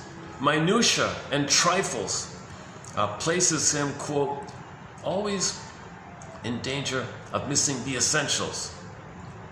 Okay, another one I don't know, Rose Spellberg. Spiegel, the German magazine, Spiegel. Is that the same one? Spiegel. Never heard of this. Amazing. He's bringing up all these names I've never heard of before. Rose Spiegel, whoever she is, maintains that logic as used by the obsessional is often faulty. Yeah, that's the one. So she points out, I like that. It's true. I have known a number of obsessionals in my life, and I always feel like, did you notice he said that? They freak out, they dodge it, they find a way to, you're hysterical, you're too sensitive or something. well, I just pointed out that you said that there's a tree there, and now you said there's a tree there. I'm just pointing out that both trees are in the same park. Same park? What are you talking about, same park? Something like, I'm just making it up here. I'm being hysterical. Yeah, part of me feels that I'm not being understanding enough here. Maybe I'm being triggered by being reminded of the obsessionals in my life. They're cold, unfeeling. They're in the marriage. They can be valued by the family members as the stable rock of the family. But so they get credit. That's their positive traits, that people benefit from his stability. Brings home does the job 9 to 5. Time clock, perfect. He does everything. He does his job like a student getting an A every day. He wants to get an A every day. But don't ask him about anything beyond that. That kind of thing. Trifling. The much vaunted thinking ability, the much vaunted thinking ability of the obsessional appears to be a myth. Here we go. It's a myth. You think they're so smart and intellectual. Nonsense. It's just OCD stuff. It's trifles. They get an A in perfectly talking about some trivial trifle they can master, and they know perfectly, concretely. They know the details of, how many cars drive between that station and that station on that day, on that time. They're perfect about these kind of so they'd be good in traffic management, maybe, stuff like that. They're good. We need, society depends heavily on reliable, dutiful, obsessional kind of things, right? But when it comes to something feeling broader, all right. Okay, imagery is limited, novelty and originality are sacrificed to rigidity of thought, cliche, and endless elaboration of detail. Endless elaboration of detail. Spontaneity, novelty, and creativity are minimal. Blocking of thought processes. Blocking of thought processes. Stereotype. Perseveration. And detailed and imaginative use of language. All underscore the fact of the obsessional's difficulty in thinking. Spontaneity, novelty, and creativity are minimal. Blocking of thought processes. Stereotype, preservation, and detailed, unimaginative. Okay, detailed, unimaginative. So they won't riff, like they won't make a side joke about something, or they won't. Or if they do, it's really awkward. It's really hostile or something. The Freudian slip will be pretty negative. No. And then they're embarrassed, and then they say, then they'll say you have to excuse them or something to preserve their narcissism. And detailed and imaginative use of language all underscore the fact of the obsessional's difficulty in thinking. He is often adept in his use of words and their manipulation into seemingly logical constructs, although this logic, when examined, is more frequently grammatical than meaningful.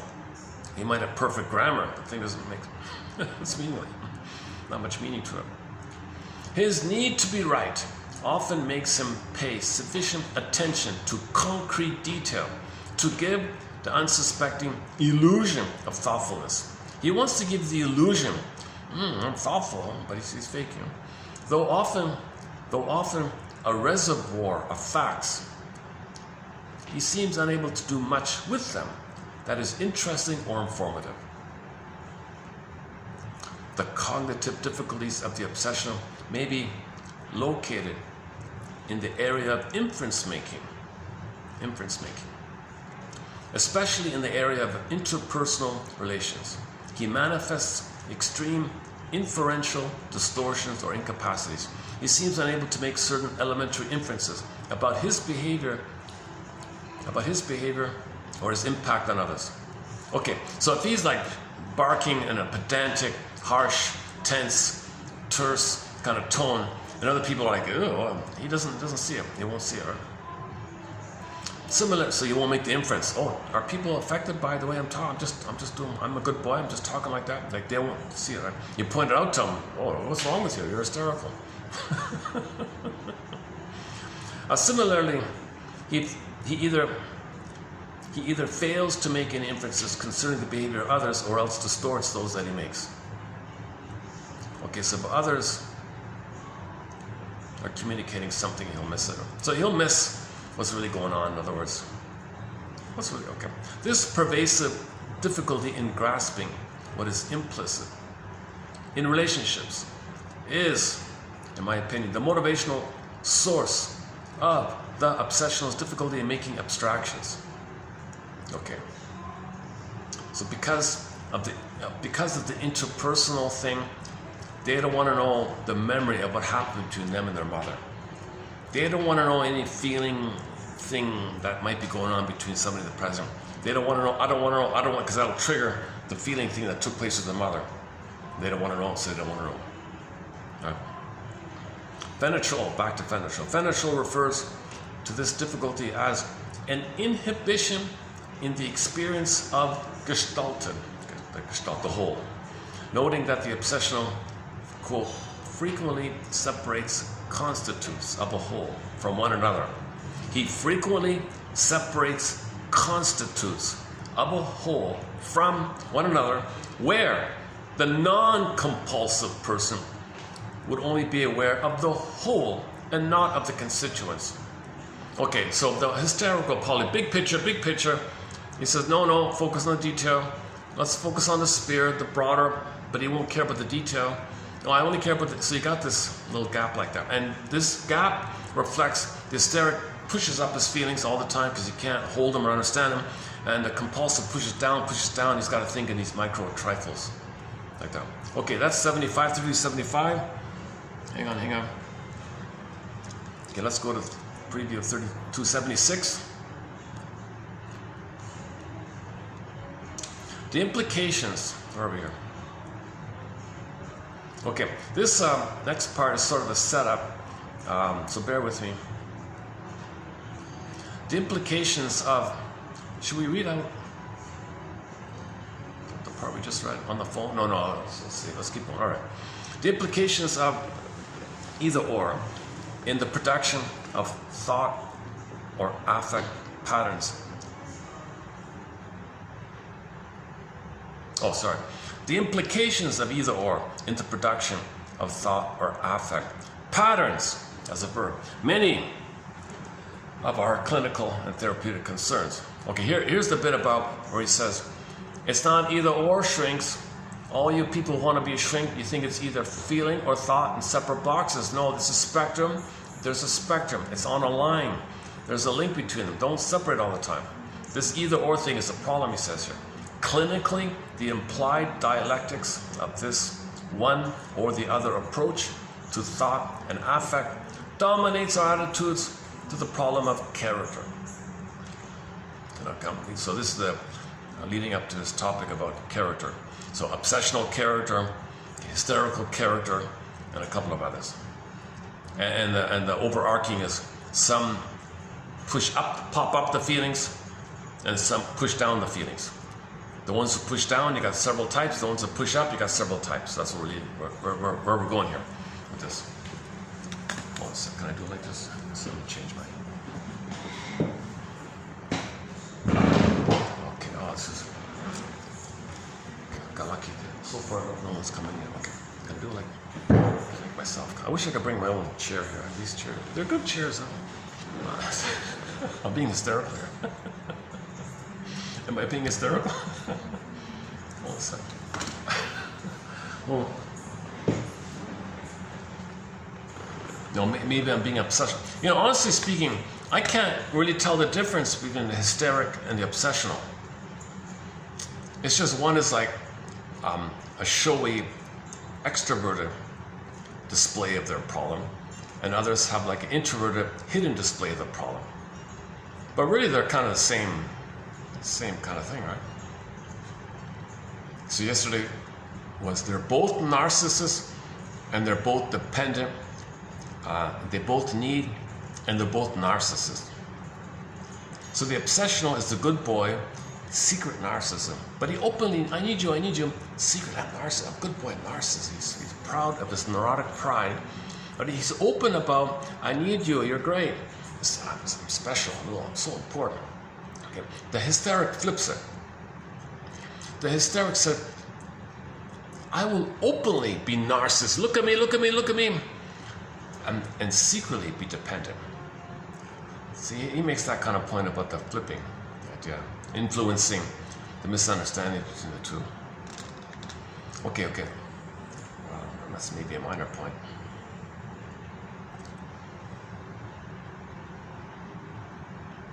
Although, okay, I have suggested, he says here, therefore, that we expand our use of the term cognition to include those processes involved in experiential knowing. Okay, so when you take the word cognition, do you mean just like thinking? That means either or, thinking, feeling. Wait a minute, let's keep the word cognition, but let's say it includes everything involved that helps you to experientially know something, feeling and thought. So cognition, in his thing here, in his model here, includes thoughts and feelings. So cognition is an umbrella for thoughts and feelings. Okay, everything involved in experiential knowing. So he wants to get away from either or and look for both and. So his both and is experiential knowing, emotional knowing, intellectual knowing, understanding, thinking, understanding, feeling. You have the gestalt of the feeling and the thinking, and you know on both levels. Cognition, so considered in this way, would include a range of knowing from the more direct, sensory, and immediate awareness of experience to more linguistically structured and syntactically organized awareness. Okay, so your messages from the body, messages from your language and syntax. Okay, knowing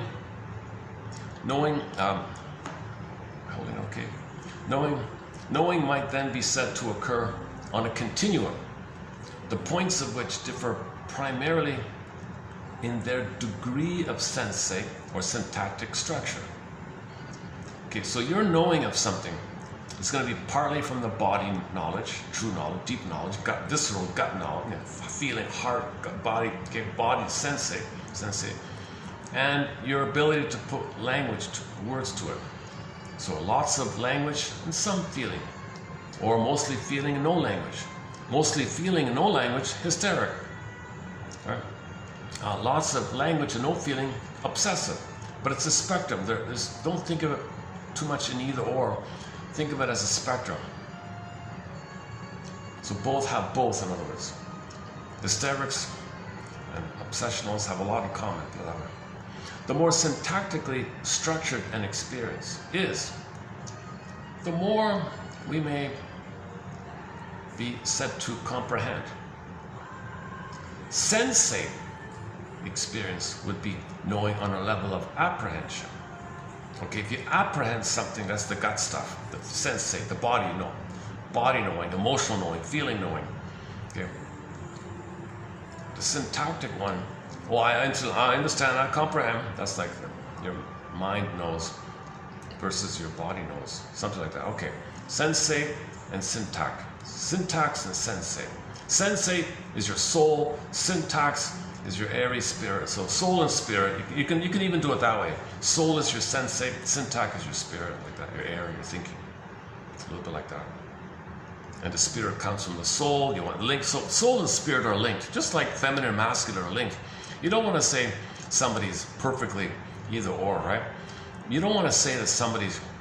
You want to say that somebody's doing comes from some feeling, some cry for love, some anger about not getting on. There's some link between your doing and your feeling, your thinking and your feeling. You don't want your thoughts to be totally fragmented from you. It appears that way, but don't do it. Try to link it. Try to link your thoughts and feelings. By custom, we refer. Speaking of which, what about my feelings? I'm a little tired today. By custom, we refer to. I know my mood today is. I'm a little annoyed by the lack of rest today. It's coming out in my delivery here. I know in my delivery in this video, I'm coming across a little more angry about I'm having a bit of a. I'm not in my usual friendly, happy, upbeat mode. Yesterday was okay a little bit. The recent videos have been good. Today's a bit of a dip in my videos. My videos sometimes a little upbeat, friendly, happier. Sometimes they're kind of angrier or annoyed. Like today's one of my annoyed videos, so probably not fun to watch. I might not even bother posting any shorts from this. I didn't post any shorts from yesterday except for the conclusion. Yeah. Maybe when I understand this better, I'll post some shorts on this topic. I'm sort of in the exploratory, preliminary, I'm in the batting box kind of thing. I'm just in the second string here.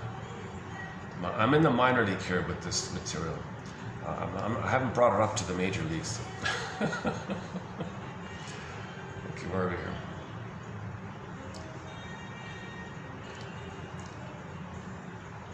Continuum, all right. By custom, we refer to the mere. By custom, we refer to the mere immediately apprehended aspects of experience as feeling. Okay, feeling. So the sensate is the feeling. All right. And the more linguistically as the thought. All right. Thought and affect are not opposing. Here we go. Thought and affect are not opposing. They're not mutually exclusive. They're not opposing, they're not competing aspects of mental life, but rather are formal and structural reflections of a continuum of knowing. They're on a continuum, they're somewhere on the reflections. They are, thoughts and feelings are reflections of your continuum of your knowing, existing in intimate interchange and reaction to each other and to the actual system. All right, so here's this theory here. Your personality or character, he goes with template. So here's template again. Another guy uses template. Character is a template, a psychic template. A psychic template. It's pretty clear, right? Formed by the impact of historical experience, okay, called attachment, trauma, etc., which functions to determine the organization of ongoing experience. Okay, once the template's set in, okay, you're gonna see things through it, carried into the present, filtered according to the stencil, etc., which function to determine the organization of ongoing experience, its perception and interpretation, the designs of expectation and anticipation, and the behavioral tendencies and interpersonal operations of the individual. So it's going to tell you how to think, feel. It's dysfunctional. You're going to think, feel, behave kind of in the same old way. It's a template, also known as character. Character, in its cognitive aspects, represents relatively durable patterns of relationships between sensate and syntactic, okay, thoughts and feelings, experience, and their organization into systems of apprehension and comprehension. It reflects the individual's ways of knowing and his systems of meaning. Okay. Ideally, the state of cognition in character organization would be an expanding interchange. Like it's called learning. You want to learn and develop. You want it to be that you're learning and updating and learning and growing and learning, right? An expanding interchange between levels representing both sensate and syntactic structure, each enriching and renewing the other. Positive feedback loop, right? The more you know, the more you can feel, the more you feel, the more you can know, the more you know, the more you can feel. You're feeling more, you're knowing more. There's a positive feedback loop called feminine masculine. And then when it's really going well, that's the inner marriage in the fairy tale. And now your doing comes from the feelings. Each enriching and renewing the other, and each dependent on the other for optimal functioning. The doing needs the feeling. The feeling just don't want to feel. You want to do. You want to express your feelings. The doing. So they need each other. Husband and wife need each other, right? All right. This ideal model is the metaphor. Husband and wife. Okay. This ideal model is that of an open-ended system in homeostasis with the environment, restricted only by the inherent limitations of the person. Okay, so wherever you go, you can do this. Put it that way. Wherever you go, there you are. Okay. Being wherever you go, there you are, learning and growing, wherever you go, kind of. All right. Your homeostasis. You're always learning. But from a practical viewpoint, the study of character is more often the study of the limitations and distortions imposed on these systems during their development by a great variety of sources. The very delineation of a character type already implies the existence of a skew in the organization of experience, a dysfunctional relationship between sensate and syntactic. Okay, so there's a dysfunctional skew between your thoughts and feelings. They're not connecting, they're not relating, they don't inform each other, they don't enrich each other. Okay, there's a skew there, there's a dysfunctional, okay, there's no bridge. So somebody joked, you want a super highway between the two hemispheres of your brain. A lot of people have a broken dirt road or something like that. A dysfunctional relationship between the sensate and syntactic experience, which leads to closure rather than open-ended. Yeah, so you're rigid. I can't add new feeling. I can't add new thoughts. Rigid. You want it to be open so you can feel more and think more, right?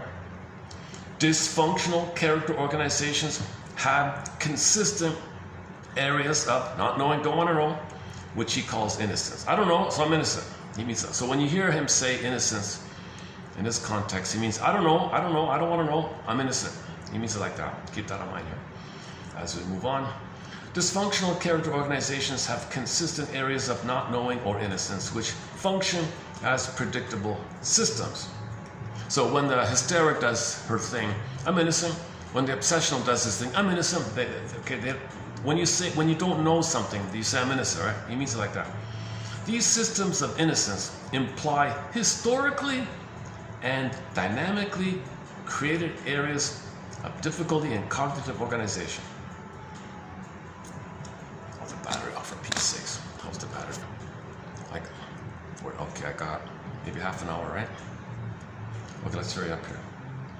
Oh man, yeah, it's too bad. Okay, I'm only halfway through here.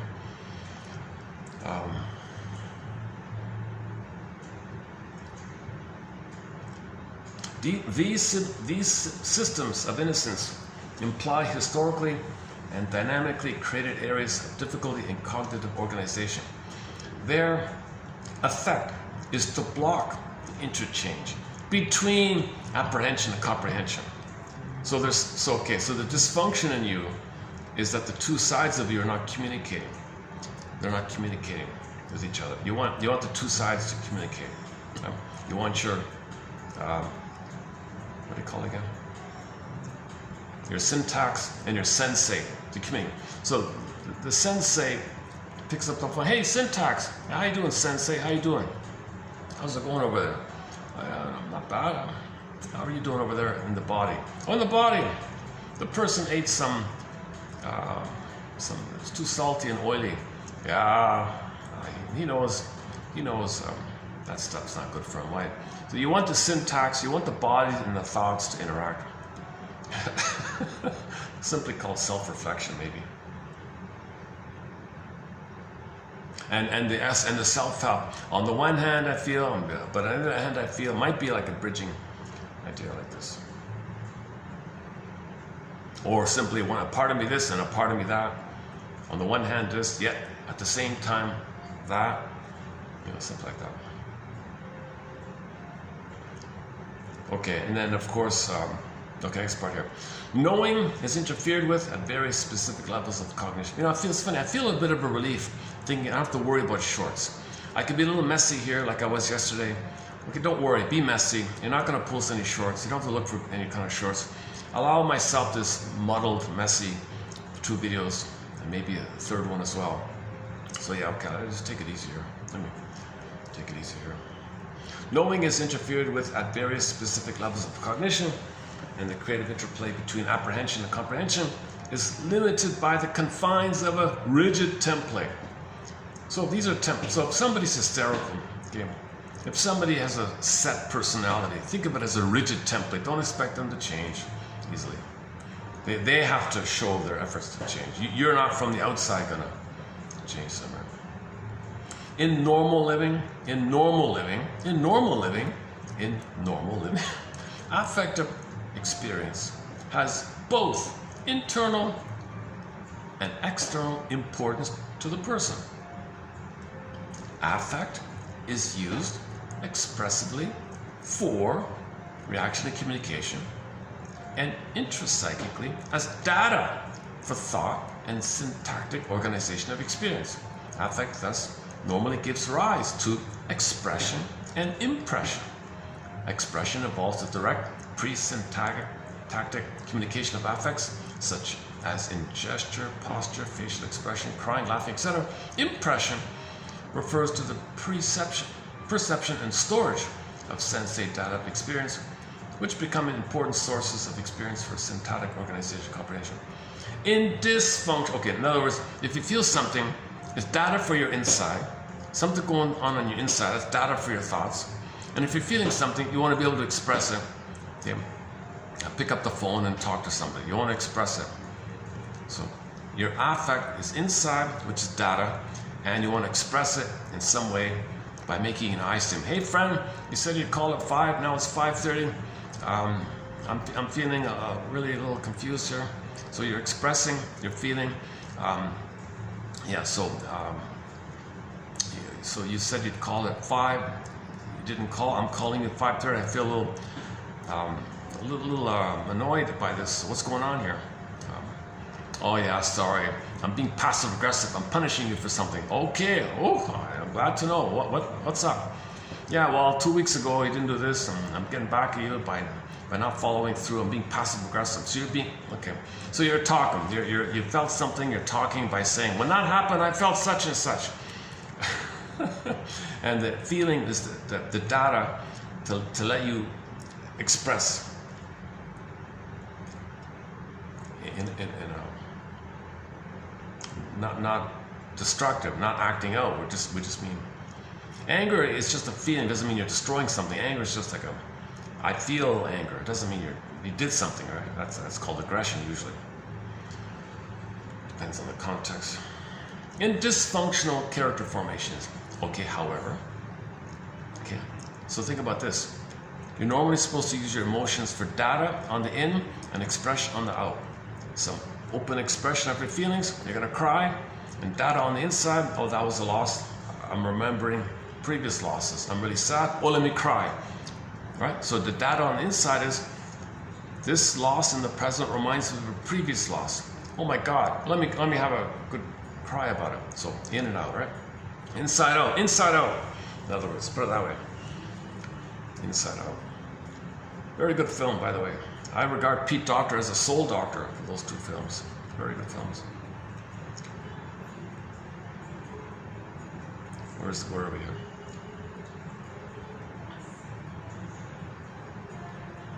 Oh, in dysfunctional character formations, however, affective experience is used either explosively or implosively. Okay, so when it's dysfunctional, if you have an emotion and you're not doing this inside out impression and expression, and you're just doing one of the, and you're doing instead of the healthy thing we just mentioned, you're doing either, okay, I feel something, okay, you eject it with your hysterics, pyrotechnics, okay, or you push it in with your repression. He calls it implosion and explosion. Explosion of affect is a cognitive dynamism, in which a forceful ejection or voiding of apprehended experience takes place before adequate structuring or thoughtful integration experience can occur. Okay, so the hysteric feels something, I don't know what it means, I don't know what to think of it, and she blurts out something. So this is the woman who's impulsive in her expressions. It could be erratic. What was that? But so it goes out like that. Forceful ejection or denying understanding. So she tends to, I don't want to say vomit, but verbally throw out or something.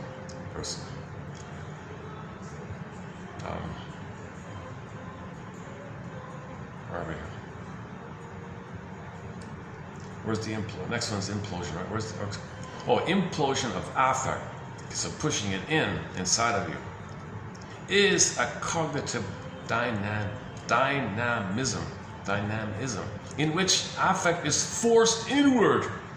You're forcing your emotions inward on the cognitive processes, and it disorganizes them.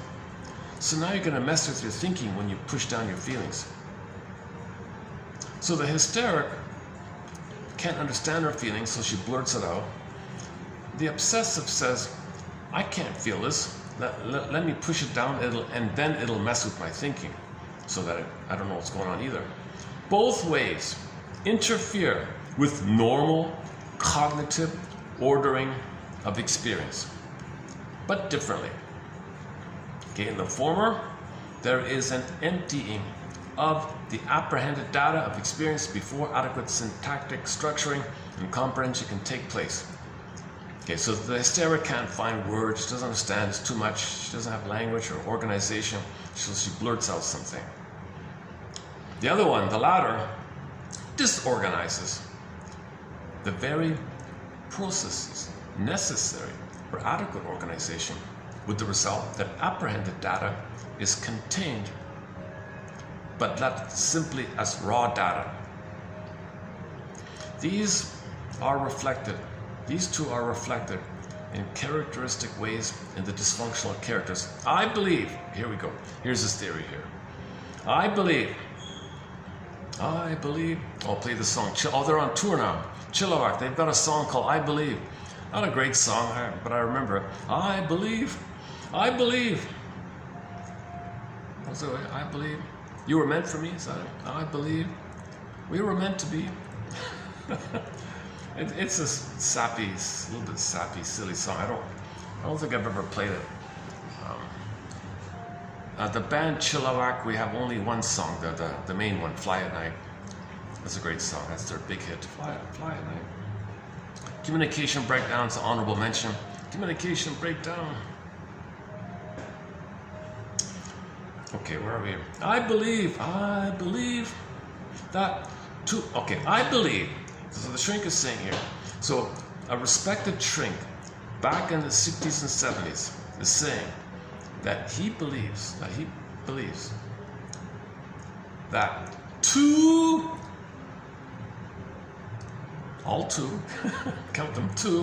basic types of dysfunctional character can be defined structurally.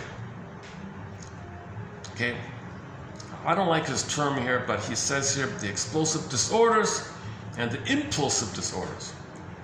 Okay, the explosive of affect. So how about we just say the ejection out of affect and the impulsion in of affect. Okay, the expelling up and out of your affect, how's that? How's that gonna work? The blurting out, how's that? The blurting out of affect is the dominant cognitive dynamism in the hysterical disorders and the acting out personalities and the impulse people. So he's got 3 here. So for the expulsion of your emotions, you've got the hysterical, that's what the pyrotechnics with their emotions. The acting out, that's like the bully doing some physical thing, antisocial thing maybe, or doing some physical, it's more like a physical acting versus a feeling, a burst of feeling or a burst of action kind of thing. And the impulse one, whatever it means there. All right. Affective, the other one, the inward one, affective implosion, he calls it, characterizes the obsessional disorders, the paranoid character disorders, and the depressive personality. I see. So he's got 3 on both ends. All right. So that was, hang on, let's run through the 6 then. Okay, that was 76. Okay, now we'll continue with 77. Okay, the expelling of affect finds its most, so do you remember the 3? Hysterical, acting out, and impulsive. Those 3, those are the ones that blurt out something, their feelings by pyrotechnics of the emotions, dramatic display, look at me, so they're very colorful, or maybe they're wild with their dress, maybe, things like that. Very focused on, please see me, look at me. I need narcissistic attention. I need attention, look at me. They don't have this, remember, neither of them have esteem. The hysteric gets esteem when people look at them. The obsessive gets esteem when he does his pedantic little speeches. Okay, okay, the expelling of affect finds its most direct expression in the hysterical character neuroses. The hysterical character typically expels affective experience before adequately structuring it syntactically. So he's got no proper sentence for what he feels. He just blurts it out before he can even formulate a sentence around it, right? A fear of affect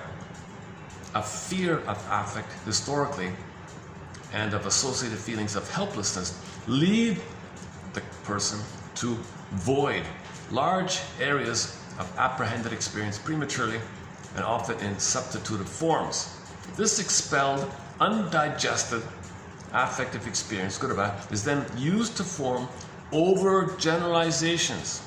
Okay, overgeneralizations and crude formulations that characterize the hysteric's transitory comprehension of experience, unrefined by the effect of impression.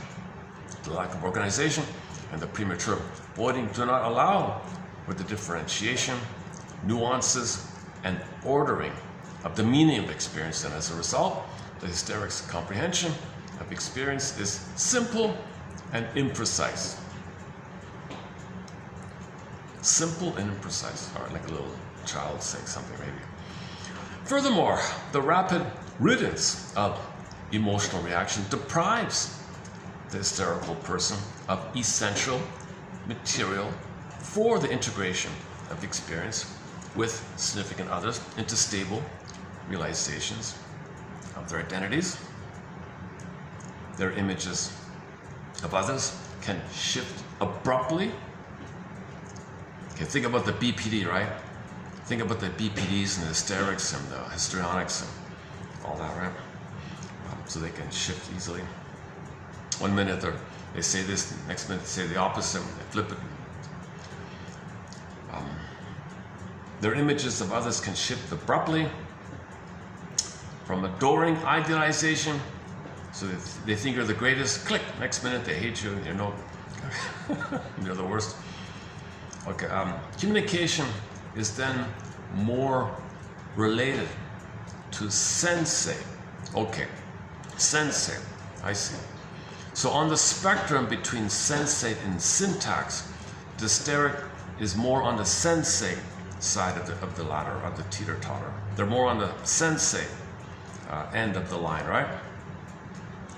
Than to syntactic experience, and is consequently often exaggerated and highly colored emotionally. The obsessional personality represents the most characteristic example of the phenomena of implosion of affects. Raised, okay, here's a key point here. Raised, okay, fasten your seatbelt. Roller coaster. Raised, so we're gonna raised in a climate of ambiguity.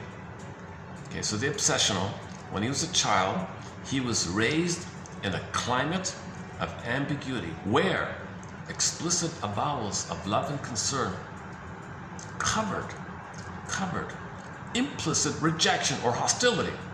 The obsessional person has learned to fear the implicit in interpersonal relationships. By imploding the affective experience of these interactions, the individual who uses obsessional operations disintegrates cognitive organization and the meaning of events. He doesn't want to know the meaning. He doesn't want to know the meaning of this. He doesn't want to know the meaning that mother's doing this. That mother's saying she loves him, but really she hates him. I don't want to know the real meaning here. I don't want to know the real meaning. So later on, they don't want to know the force. Just give me some details to focus on. And let me be proud of my little details. Trifles, OCD. Fearing specific cognitive configurations implicit in interpersonal situations might challenge existing self-concepts. He avoids making anxiety-provoking interpersonal references. Once again, so in regular life, okay, when he grows up, he doesn't want to know what's really going on between him and the other person, let's say. He maintains disruption. He maintains. So here you have a guy maybe who works as an office clerk his whole life and just thinks he's a good boy the whole time, right? So he maintains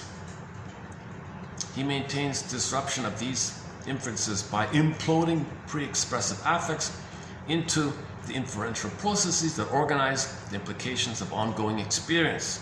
He becomes syntax bound, excessively literal and legalistic because of the disturbances in the processes of thought, apt in the recitation of a stereotypic ideologic dogma. Oh, dogma, okay. He might be big on dogma, this guy. Okay, so this is the guy that might be like a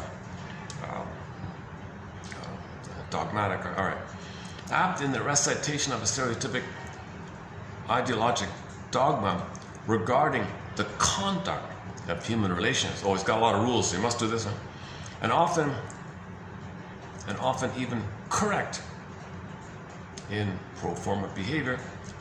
Okay, so he's dutiful, he waits in line, whatever he does, the things, right? He holds the door for people, etc. The obsessional person can be party to, so even though he's a good boy, he can be party to emotionally intense, positive or negative interpersonal exchanges without even vaguely grasping the meaning. So he might have a sudden burst out, positive or negative, he doesn't know what it means because he's so bottled up, right? Ambiguous referential systems based on his past experience persist. Okay, that's why he doesn't want to know. He's reminded of the thing with the mother. Mother said that she loves him, but he knew, his body knew she hated him. What the hell? That messes up with his thinking, it messes up with the ability to see the broader picture of things. So in order not to be reminded the mother of what mother was, of the real meaning of the mother, he doesn't want to know the real meaning of the situation.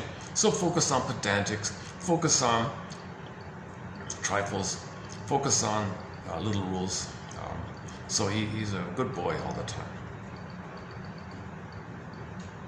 Because of the implosive use of pre-expressive affect and their disorganizing effects, The obsessional person may feel a chaotic and turbulent cauldron of affectivity, which nonetheless serves poorly as data of experience. So if he's got all this hidden swirling shame and hate and emptiness, he can't use it. Right? All this cauldron of emotions, he doesn't know how to use it. All right, next one. The impulse disorders. Go back to the acting out one. Okay, so the hysteric is the emotions pop up, right? The other two that pop up are the impulse disorders and the acting out disorders. Okay, these two are related cognitively to the hysteric by their utilization of the popping up of affect. He keeps saying explosion of, I don't like this phrase here. It's too, it doesn't fit, right? Jesus Christ. I guess he wants to make it, you implode your feeling, then naturally you're going to say the hysteric does the opposite. He wants to find some kind of like, is there some other synonym for this phenomenon? Whack-a-mole? Okay, the mole, you missed. Okay, the obsessive never misses the mole. And the hysteric has no baton to hit the mole. Something like that. I don't know. Let's think about it. I don't want to use his, these two here. Implosive, explosive, of affect. Affect, explosive, affect, implosive. Okay, so for the affect, explosive, you got the hysteric, the impulse people, whatever that means, and the acting out people. The impulse disorders and the acting out personalities are related cognitively to the hysteric by their utilization of explosiveness of affect. Like the hysteric, the impulsive person, okay, the impulsive neurotic, voids apprehended experience, but largely through action rather than feelings. Oh, I see. So the impulse one is more about action than feelings. Oh, impulsive behavior, okay. Comprehension of experience, again, is imprecise, but an added dimension to the maintenance of innocence here is the input of information about the significance of the impulsive disorders. This disclaiming intention of the effect on others or on himself of unfortunate behavioral or actional operations. The acting out one can repeatedly violate the simplest canons. Okay, so you got the impulsive one. Similar is the acting out one, but the acting out one, they think they're innocent, but they violate the simplest canons of socially acceptable interpersonal relations without the slightest appreciation of their meaning or impact. So they're oblivious, right? So if you're supposed to hold the door for the little old lady and you just forget about it and the door hits the poor woman, he doesn't care. This is the acting out one. He's oblivious. Right? Is that right? Acting out. That's like the bully one. Acting out reminds me of the bully one, maybe. The impulsive one is just impulsive. Okay, they're very similar. The three are very related, right? Hysteric, impulsive, acting out. They're very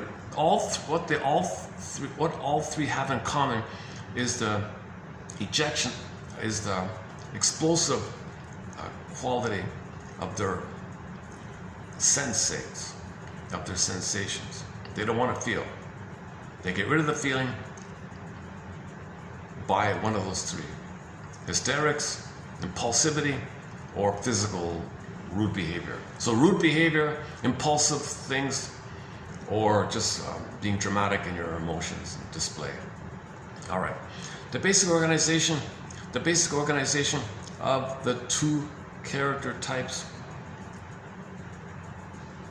around affective explosion accounts for the frequent blending of hysterical and impulse disorder phenomena in clinical situations. Okay, so he's saying as a shrink, there's a lot of overlap between the hysterical and the impulse. Yeah, okay, makes sense. Okay, and now back to the other two for the other side. Okay, the paranoid and the depressive. The paranoid character disorders are closely related to the obsessional disorders in that they both utilize implosion of affects to disorganize ongoing inference making in interpersonal situations. So it's funny about this. So the paranoid also pushes down his feelings, so he thinks in a wacky way. So the obsessive can't think broadly, properly. The paranoid can't think properly because they're both pushing down their feelings.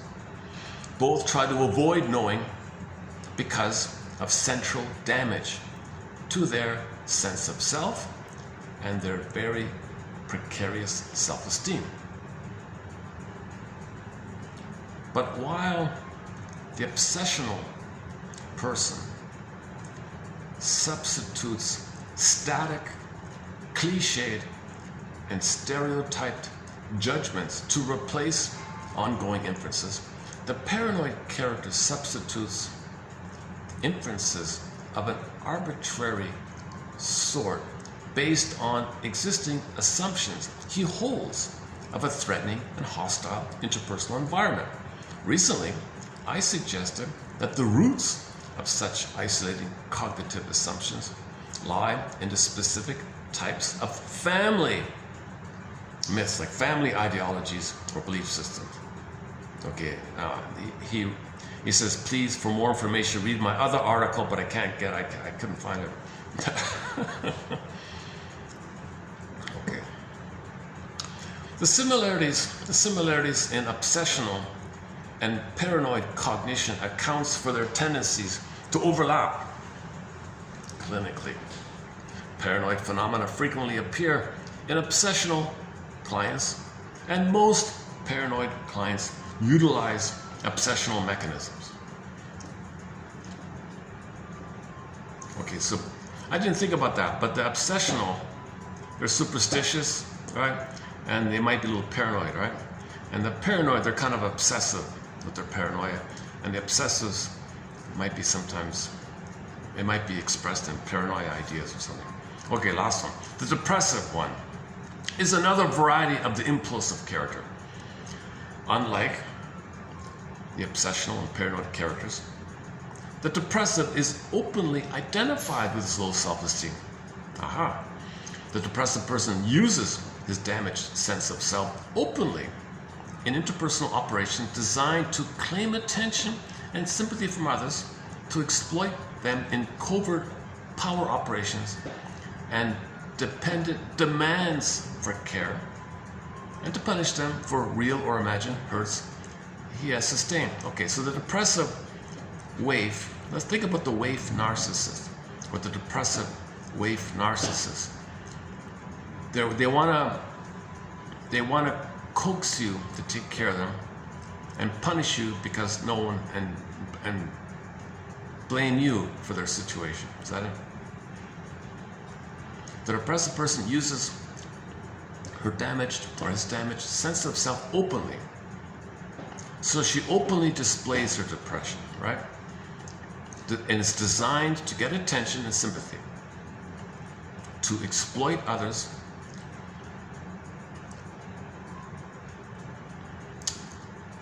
to get taken care of, and to punish them for the hurt that they feel. Like the obsessional. I'm really tired today. Oh boy, I'm kind of half asleep doing this video. Jesus Christ. Like the obsessional and the paranoid characters. Okay, so those are the three that implode the affect. Obsessional, depressed, and paranoid. Obsessional, okay, the dutiful, okay, robotic one, the stilted, stiff one, the pedantic, stiff one, okay, the paranoid, and the depressed one. The commonality is they all push down their feelings and that wax their thinking. So the sensate is rejected and they're too much on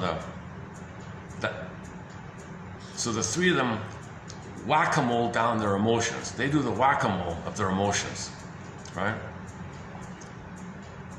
That's what the three have in common. The obsessive, the paranoid, and the depressive, when they reject their emotions, it disturbs their thinking in those three ways. Okay, can't see the forest. Okay, everyone's whatever. And the depressive one, oh, you're all bad, you're all guilty, and you owe me, or take care of me. Okay, those three, right? Versus the hysteric, they have no mallet to whack down the most, so it pops up. So there's the display of look at me, see me.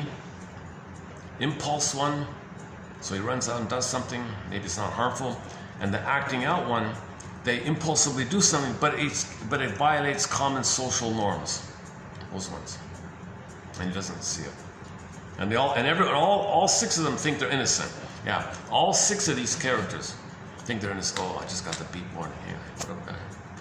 Oh, yeah. Is it 5 or 10?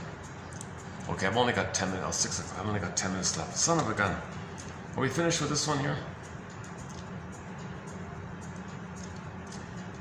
The depressive person uses his damaged sense of self openly in interpersonal operations designed to claim attention and sympathy from others, to exploit them in covert power operations and dependent demands for care, and to punish them for real or imagined hurts he has sustained.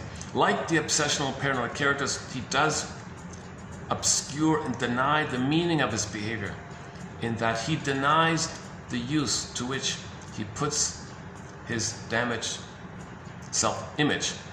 Data that might furnish him with understanding is promptly employed in a mea culpa operation. Me bad. You know, through, how's it go again? Through my wrongdoing, through my wrongdoing, mea culpa, through my wrongdoing operation that compounds the malfunctioning cognitive system. All right, that's 77. And I was going to do 88. I'll do it tomorrow, 88. 88 is not bad as well. Let's see. I mean 78, sorry. 78. Okay, so in the next video, we'll do 78 about narcissism, a little bit about narcissism. It's not bad. But it's more about the isolation, closeting, shut in, encapsulate your emotions. So narcissists do it. And other types do it. So we'll get into that. I really gotta watch this. It goes quickly at this point. Okay, let's pick a song to wrap it up here today. Should we play another Triumph song? Oh, people are pouring out. I see people coming in. All right, good timing. All right, good timing to end this video. All right, just worked out. Okay, so submitted for your approval and consideration, should you choose to accept it, is visit 32 75, 6, and 7. Those three today. Or better yet, just look up, see if you can find the Barnett articles. I found 3 of them, I think. The relationship one we did yesterday, and today's one we discussed as well. All right. I wish I could just relax now and riff with you a little bit, but I feel like maybe.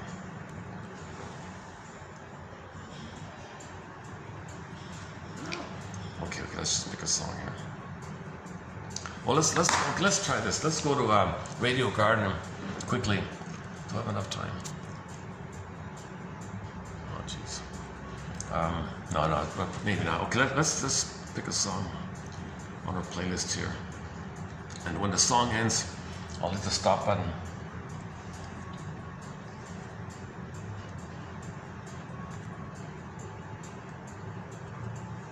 Obsessional. What song? Oh, I didn't think about that. Oh my God, does anybody know a song about somebody being obsessional OCD? Are there any songs about somebody being pedantic and OCD-like? Oh my God, obsessional song. Oh my God. Hang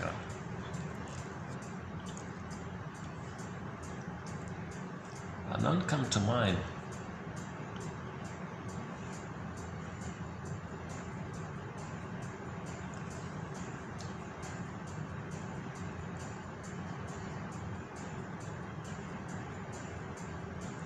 reflections. RTZ. Centers. What about Pharaon? Shadow, no. Shrinker man. No. Soul searching. Streetheart. It's beautiful. Boston. Tracy one. Janine. One more.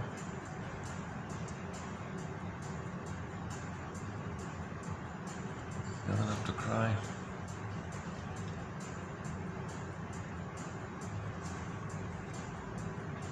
Let me do a quick search. Let's see. Can I squeeze it in? Oh my God. Okay, hang on. Let's see. Let's ask the phone here. Okay, songs about. Let's just do OCD then. OCD. Personality. Should we say personality? Songs about OCD personality. Let's see what shows up here. Songs, I'm just reading from the readout here. Songs about obsessive compulsive disorder, or those that reflect the experience of living with obsessive thoughts that explore themes of control, anxiety, and repetitive actions. These songs range from direct personal accounts to allegorical representations of mental struggles. Show more. Do we know any of these? Oh, some people have songs specifically named OCD. Okay, you know what's funny about this? When you type in, oh, I need control by weight. Obsessions. Okay, I'm gonna have to look. See, it's not, a lot of, they think about just hand washing, like the little ritual. Oh, so I got a compulsion to this little thing. That's a trivial little thing. They're focused. You know, that's an example of being obsessive. That when you talk about obsessiveness, you only talk about hand washing. Well, you're missing the broader thing about the thing. Okay, I don't recognize any of these songs here. Why am I like this? By Orla Garland. Should just take a quick. Okay, let's just try random here. Why am I like this? By Orla Garland. Okay, hang a second. Why am I like this? By Orla. Hold on a second. I never heard of this. Hold on. Okay, YouTube. Hold on. Okay, what's her name? Orla. Okay, why am I like this? That's a catchy title, eh? Orla. Okay. Oh, it's got 2 million views. Oh my goodness. Why am I like this? By Orla Garland. Take a chance? Okay. Let's see. Wait for the ad. Hold on.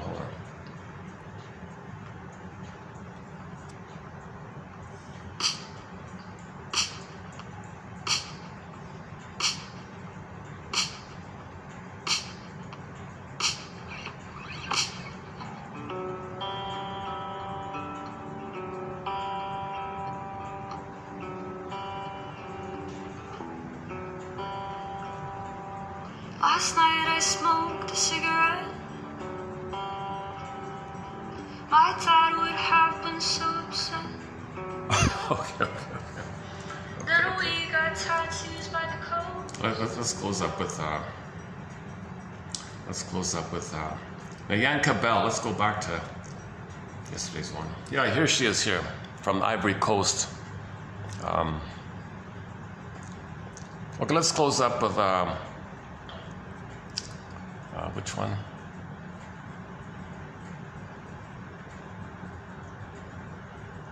Hang on a sec.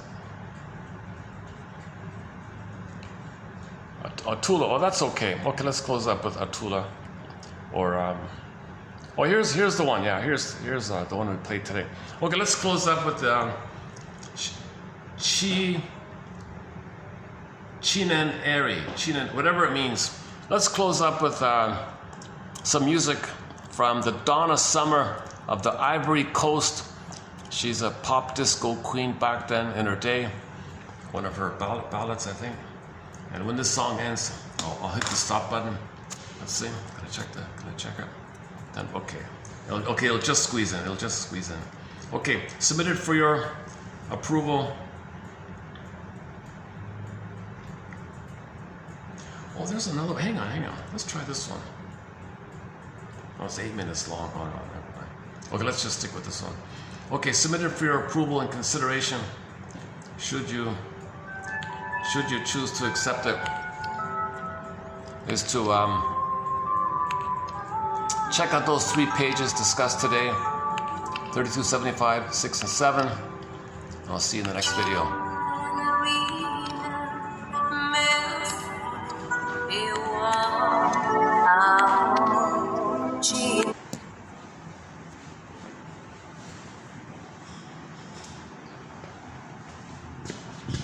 Oh, hang on. Oh, what happened here? Oh, Jesus.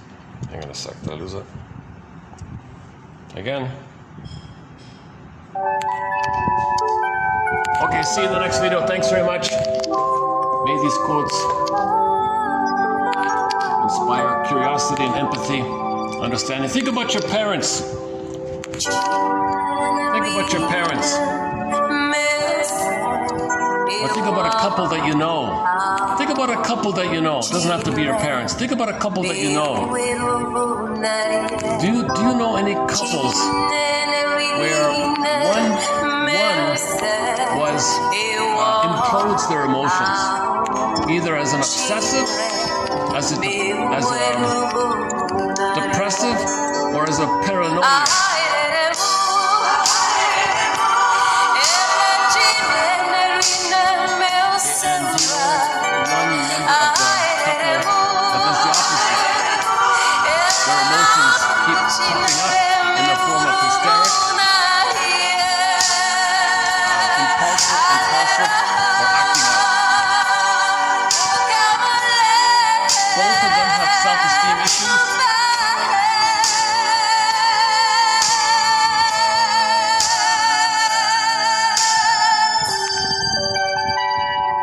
Both are attracted to each other for their complementariness.